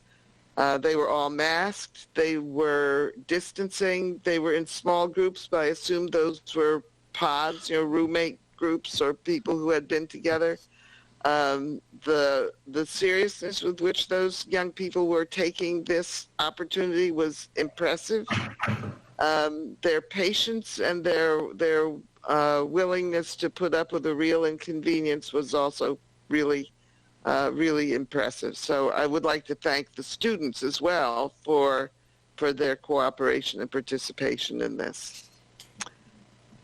So with that, I would like to thank our UConn colleagues and Mr. Miller for their participation in this, and move on to the next item on our agenda, which is reports and comments of council members, which I would like to begin. Mr. Bruder? Well, I didn't mean to interrupt if you wanted to begin with something. But do you want to do a report or comment? Thank you all. Yeah, but I can go after you. Okay, let me go first. As everybody knows, we have been looking for a new town manager.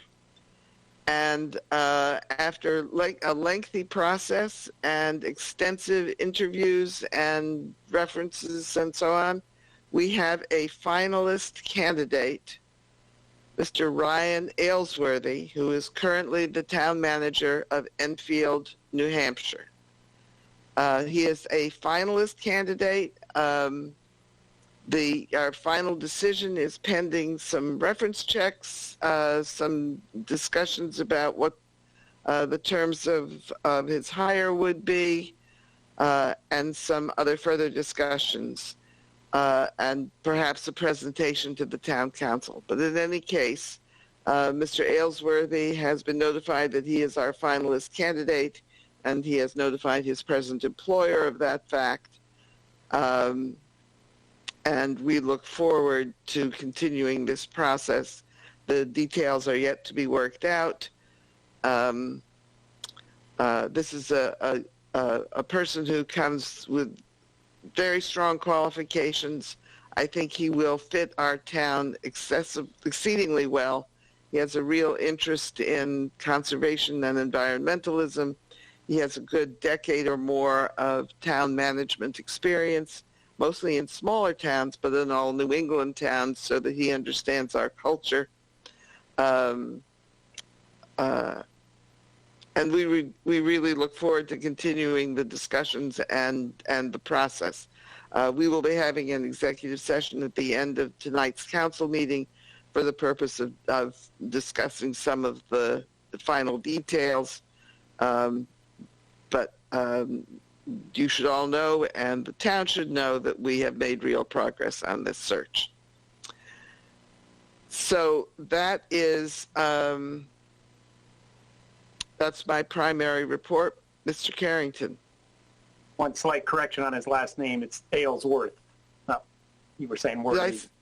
Aylesworth. Sorry. Yes, I've done that before. I didn't have it in front of me. Are there any other council members who wish to make reports or comments? Hearing Mr. Bruder? Yeah, if I could, I'll be quick. The whole town manager hiring process was new for me, and I very much appreciate all the time and effort that not only us counselors, but us, more importantly, the directors and other staff did, so that we could really come to this conclusion or come to this decision. I also want to report with 2 children at Southeast Elementary, I really feel like the school district has come prepared. There's certainly been some pitfalls, but I found everybody to be very responsive, and I just want to say thank you. Thank you. Any other council member? Mr. Shaken. Thank you, Mayor. I wanted to echo your thanks at the beginning of the meeting to town, health district, and school staff. I see Rob just left the meeting, but the last 10 days have involved pretty much constant work.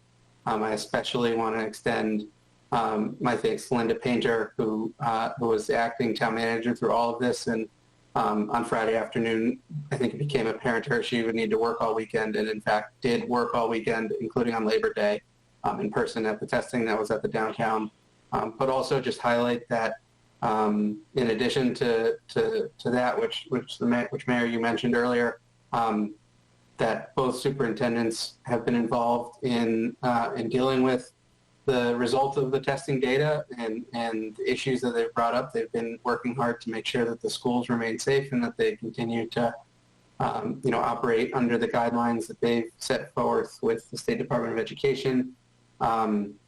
They asked a lot of questions of Rob on Friday morning, and so for anyone who's watching this meeting, just know that while the town councilors here like to talk a lot, myself very much included, it's really the town staff and health district staff and school staff that have been putting in the work, and UConn staff, frankly, as well, to deal with this crisis, and their work is really appreciated. So thanks. That's my report. Thank you. Anybody else?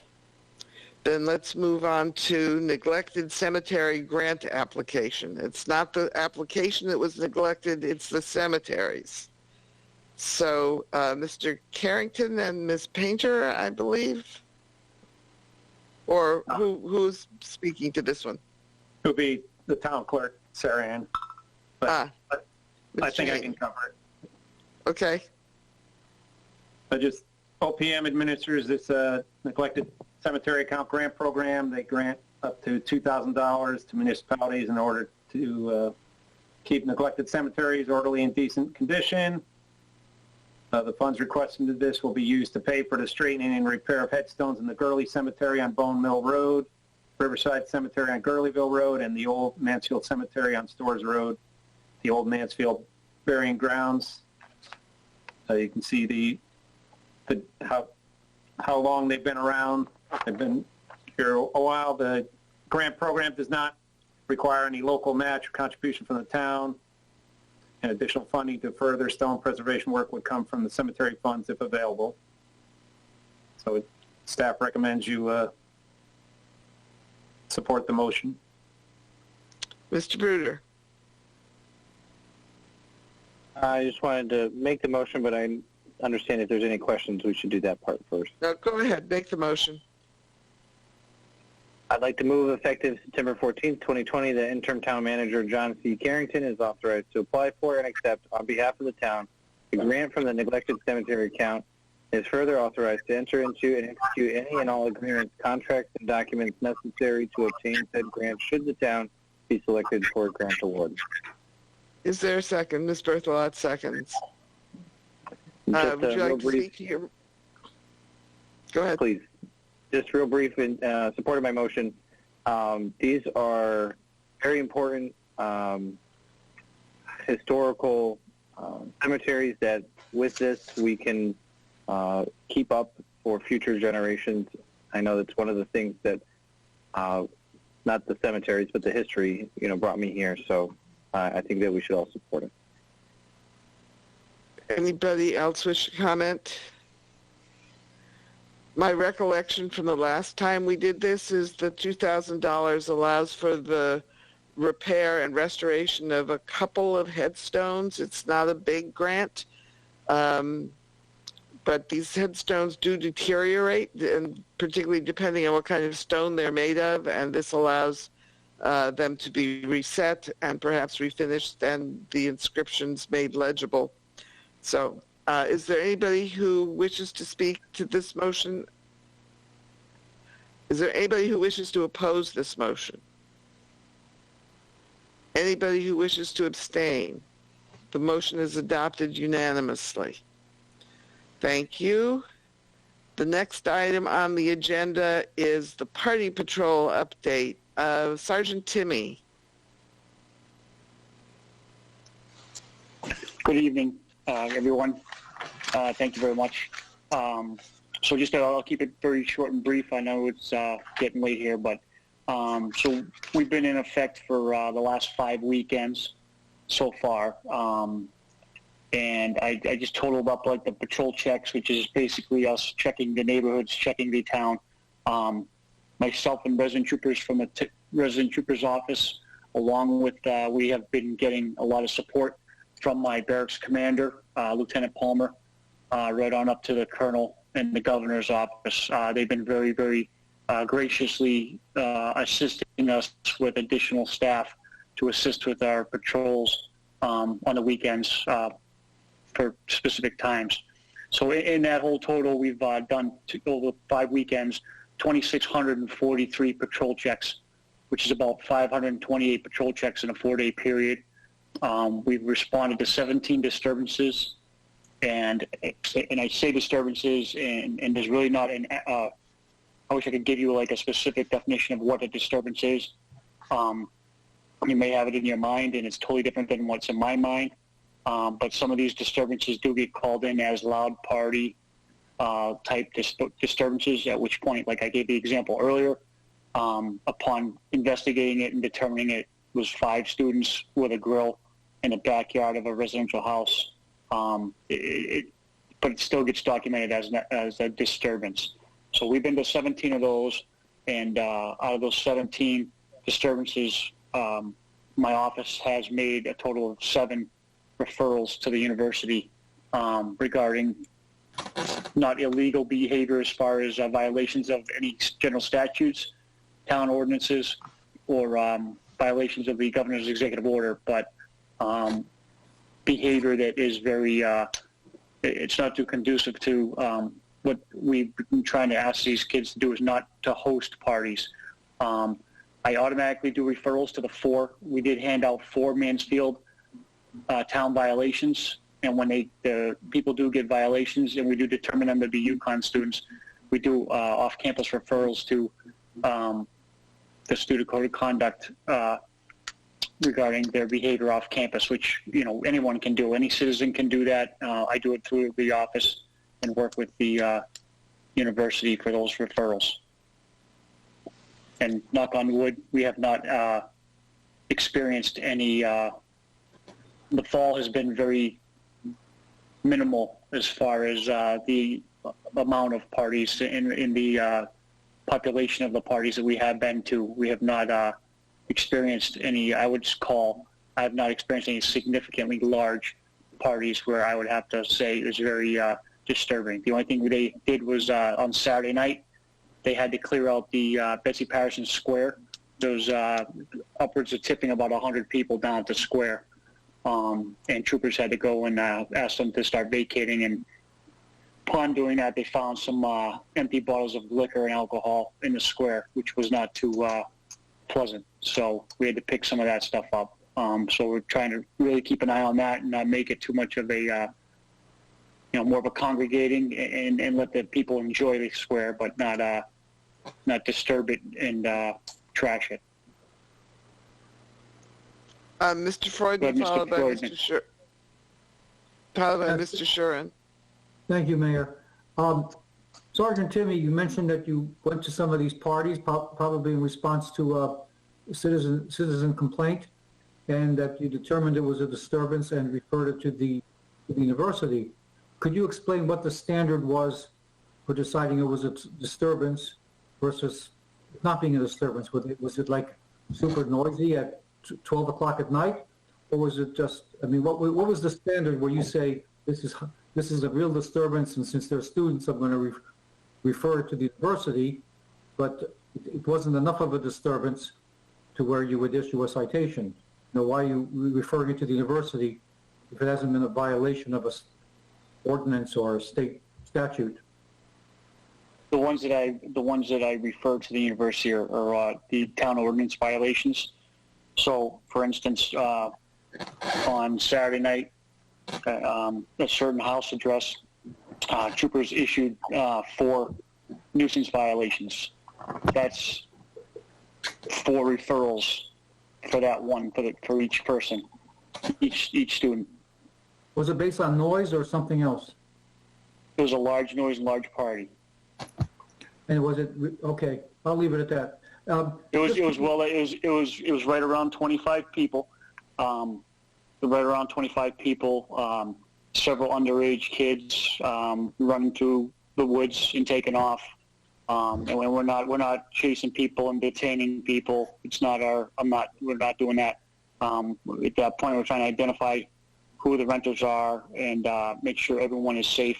And if they got to get out of there, then we make sure that the Ubers or whoever's coming to pick them up do it in a safe manner so that nobody gets struck. Okay, thank you, Sergeant. Mr. Shuren. Yeah, just out of curiosity, to get at something that was sort of implied earlier, do you ever get complaints about parties, lab parties, don't involve students at all? Yes, we do. I always tell the story of about a year and a half ago. Yeah.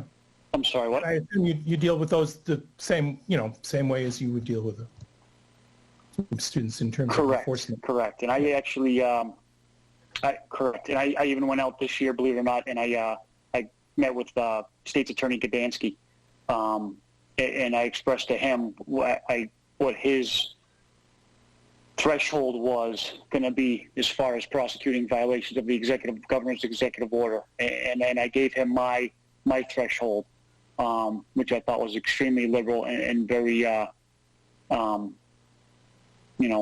very loose to what the governor's executive order. I'm not we're not putting people in handcuffs for 26 people at a house. It's just not happening.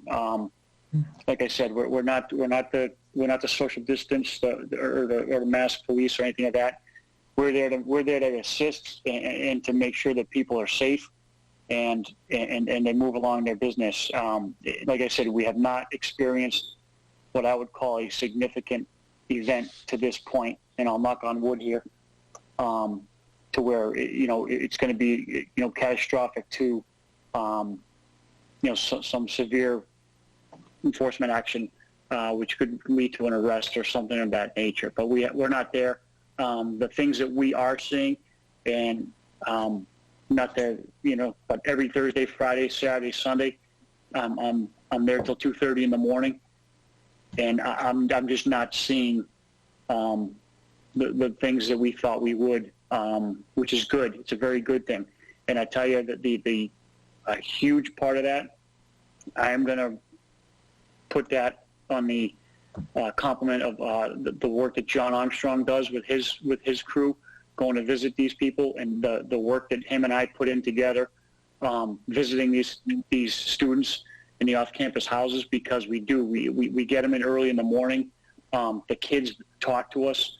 They tell us everything, their expectations. We give them their expectations. They have great communication, very good questions about how things are supposed to work or what they can do to help. And they're very open. And like I said, out of 40-plus houses that myself and John Armstrong have gone to, I have not been back to one of those houses yet this fall. I think one of the things that's really clear is that the students don't want to get sick, they don't want to take the disease home, and they don't want the university to close. So they are being as responsible as possible. Any further questions? Then let's move on to departmental and advisory committee reports. Thank you very much, Sergeant Timmy. And thank you for all your good work on this stuff. Thank you, Sergeant Timmy.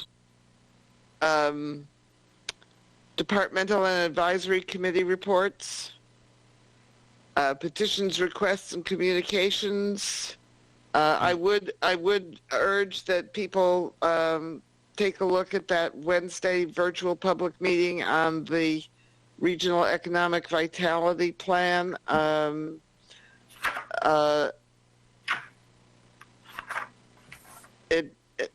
It's an interesting, and I'm not sure I'm entirely happy with it, but it does lay out some future work for us to do and to take a look at. Mr. Freudman. Yes, thanks, Mayor. I've done this before, as you know. I want to thank the town manager for getting us the LAZ parking report for Storrs Center. Without his vigilance, they would not be supplying the information. I just want to alert the council, since we own that. We are responsible for what goes on downtown. The Parking Steering Committee and the Mansfield Downtown Partnership are creations of the town council. And, what was it? On page 24, we can see that there were $3,500 worth of tickets handed out in July, and there weren't that many people around in July, and that's a lot of $30 tickets, and that's actually very close to their average for the entire fiscal year that just ended in June. From July of 2019 through June of 2020, it was $3,700 a month in violations. Well, we should be looking at that as every time people get a violation, that's a bad experience. And I also want to report to the council, I don't like to sound repetitive, although I know I am, is on two occasions where I've been down by Storrs Center, I noticed that the parking enforcers from LAZ are spending a lot of time in Storrs Commons. And I know why they do that, because there's some rule that most people don't know about unless they're reading signs very carefully, is that if you happen to park at Storrs Commons, and maybe you went in to get money from the bank, People's Bank ATM, and you decide I'll walk 40 yards over to Dunkin' Donuts and grab some donuts on the way back, they're going to ticket your car. Those donuts are going to cost you $30 more. That is incongruous, because if it was the reverse, if you happen to park in front of the other place and walk over to the ATM, you'd be fine, as long as you're back within the allotted time. And this is happening all the time to people, and I'm sure it's a turnoff. I'll give one more example, if I may, Mayor. I was at Walmart not too long ago. I go there, and you know how when you park at Walmart, you go down one aisle and can pull into a spot, but if you went down another aisle, there's a spot to the other side, and the two are butted up against each other. And I noticed I had parked not as well as I'm sure you would, Mayor, and my bumper was extended about 3 inches into the space that you get to from the other side. Of course, I thought nothing of it, but there's still plenty of room to park. Well, I know somebody that did that at Store Center, at one of those little pullover places on Dog Lane, I think it was, and had a ticket for being 3 inches over the line. So I'm saying I've referred to that whole operation as vultures. They're a turnoff, and I hate to say this because I support the downtown. I can walk to it from where I live, but I would not take a car there anymore. I may not park as perfectly as I need to, or I may absentmindedly be doing something at the ATM and go mail a letter at the post office and come right back, and it'll cost me, just for being absent-minded or not knowing about that rule.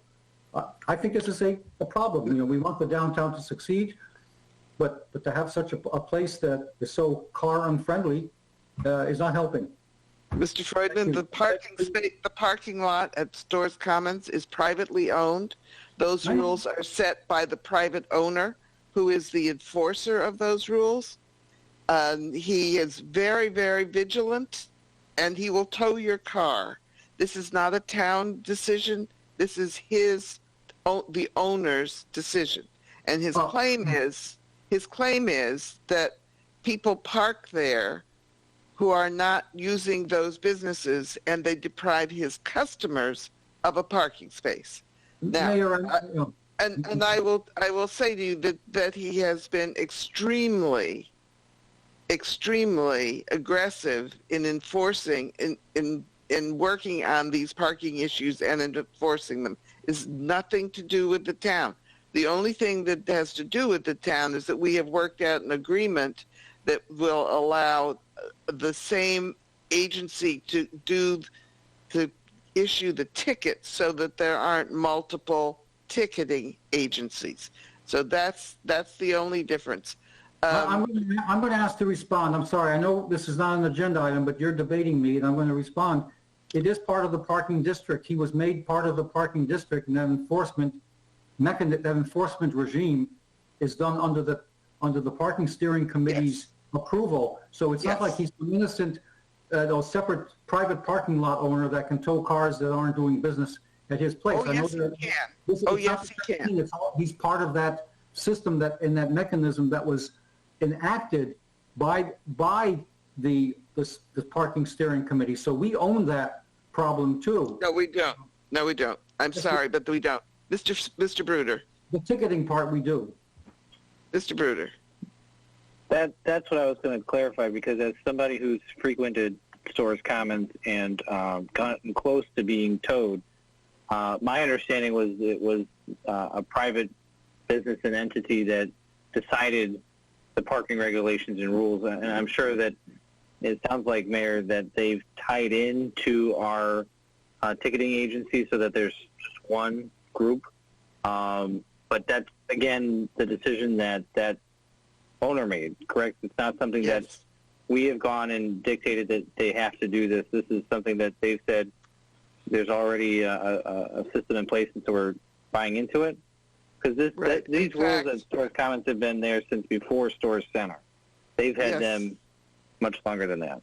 The ticketing part. In fact, it was because, as a result of some pressure from the town and the parking steering committee, that owner created the 20-minute spots alongside Gansett Wraps, there specifically to allow people to park there and run into Gansett Wraps.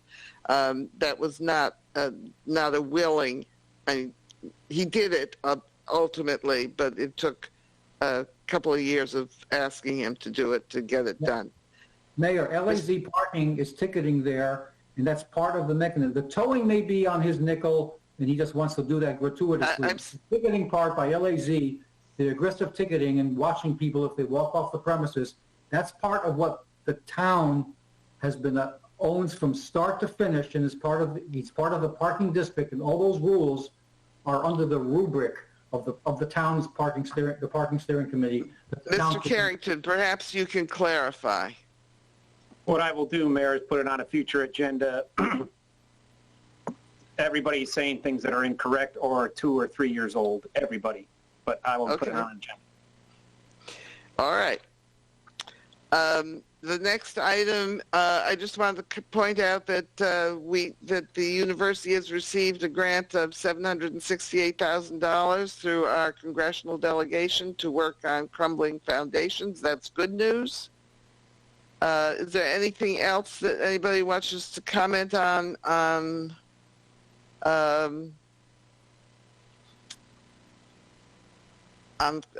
communications? Anything from future agendas? Well, we have the parking question. Anything else for future, Ms. Berthelot?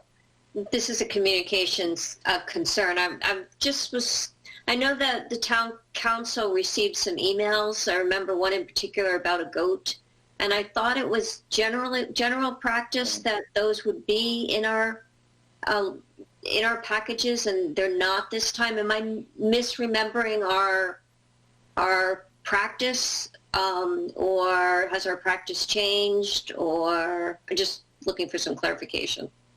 Mayor, this is Sarah Ann. I can speak to that if you'd like. Please. Yes, so I received, Ms. Berthelot, that particular communication you're referring to, and I clarified with that individual that their intention was not for it to go into the packet and become so readily publicly available, but to go to the council first.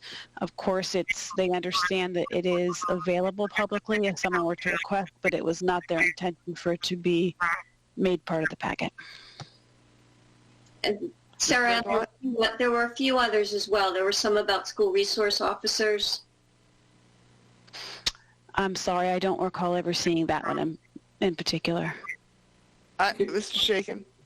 Can I clarify? My understanding is the town council email address is not something, it's just a mechanism to communicate with your town councilors that, in fact, the petitions requests that have been in our packet in the past are when someone emails a staff person and asks them to distribute it to the council, that the town council emails don't automatically end up in the packet. Is that correct, or is...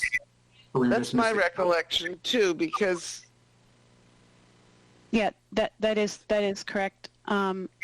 Shaken, the council email address goes only to the council, so staff is not going to be aware of anything that goes to that particular email address, and that's by design.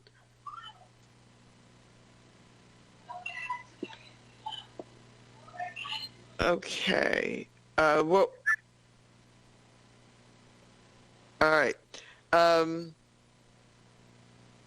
Then I think that a motion to go into executive session is in order. Somebody care to move? Mr. Bruder. So moved. This executive Mr. Shaken seconds. No. Mayor, we need to read the motion, and we need to invite staff, and we need to do a lot of other things. Okay. All right. Mr. Bruder, I'm afraid you have to actually read the motion. No worries, I'm getting to it. All right. It's not in here. No, but you just read the agenda. Read the agenda item, and we will include Mr. Carrington, Ms. Schaefer, Ms. Painter, Mr. Rutherford. I move that we move into executive session in accordance as a personnel committee in accordance with Connecticut General Statutes, Section 1-200, Section 6, Section A, for the town manager position, and invite the members that the mayor just mentioned. Second. Seconded by Mr. Shaken. All right, so we will need to wait for a minute or two to get off the TV. I will declare a 5-minute recess. I will Do be you need right. to go into executive session? Yes. All those in favor of going into executive session, raise your hand. Sorry. Okay. I assume Mr. Osberger, there you go. Okay. We are waiting for everything to get cleared. 5 minutes.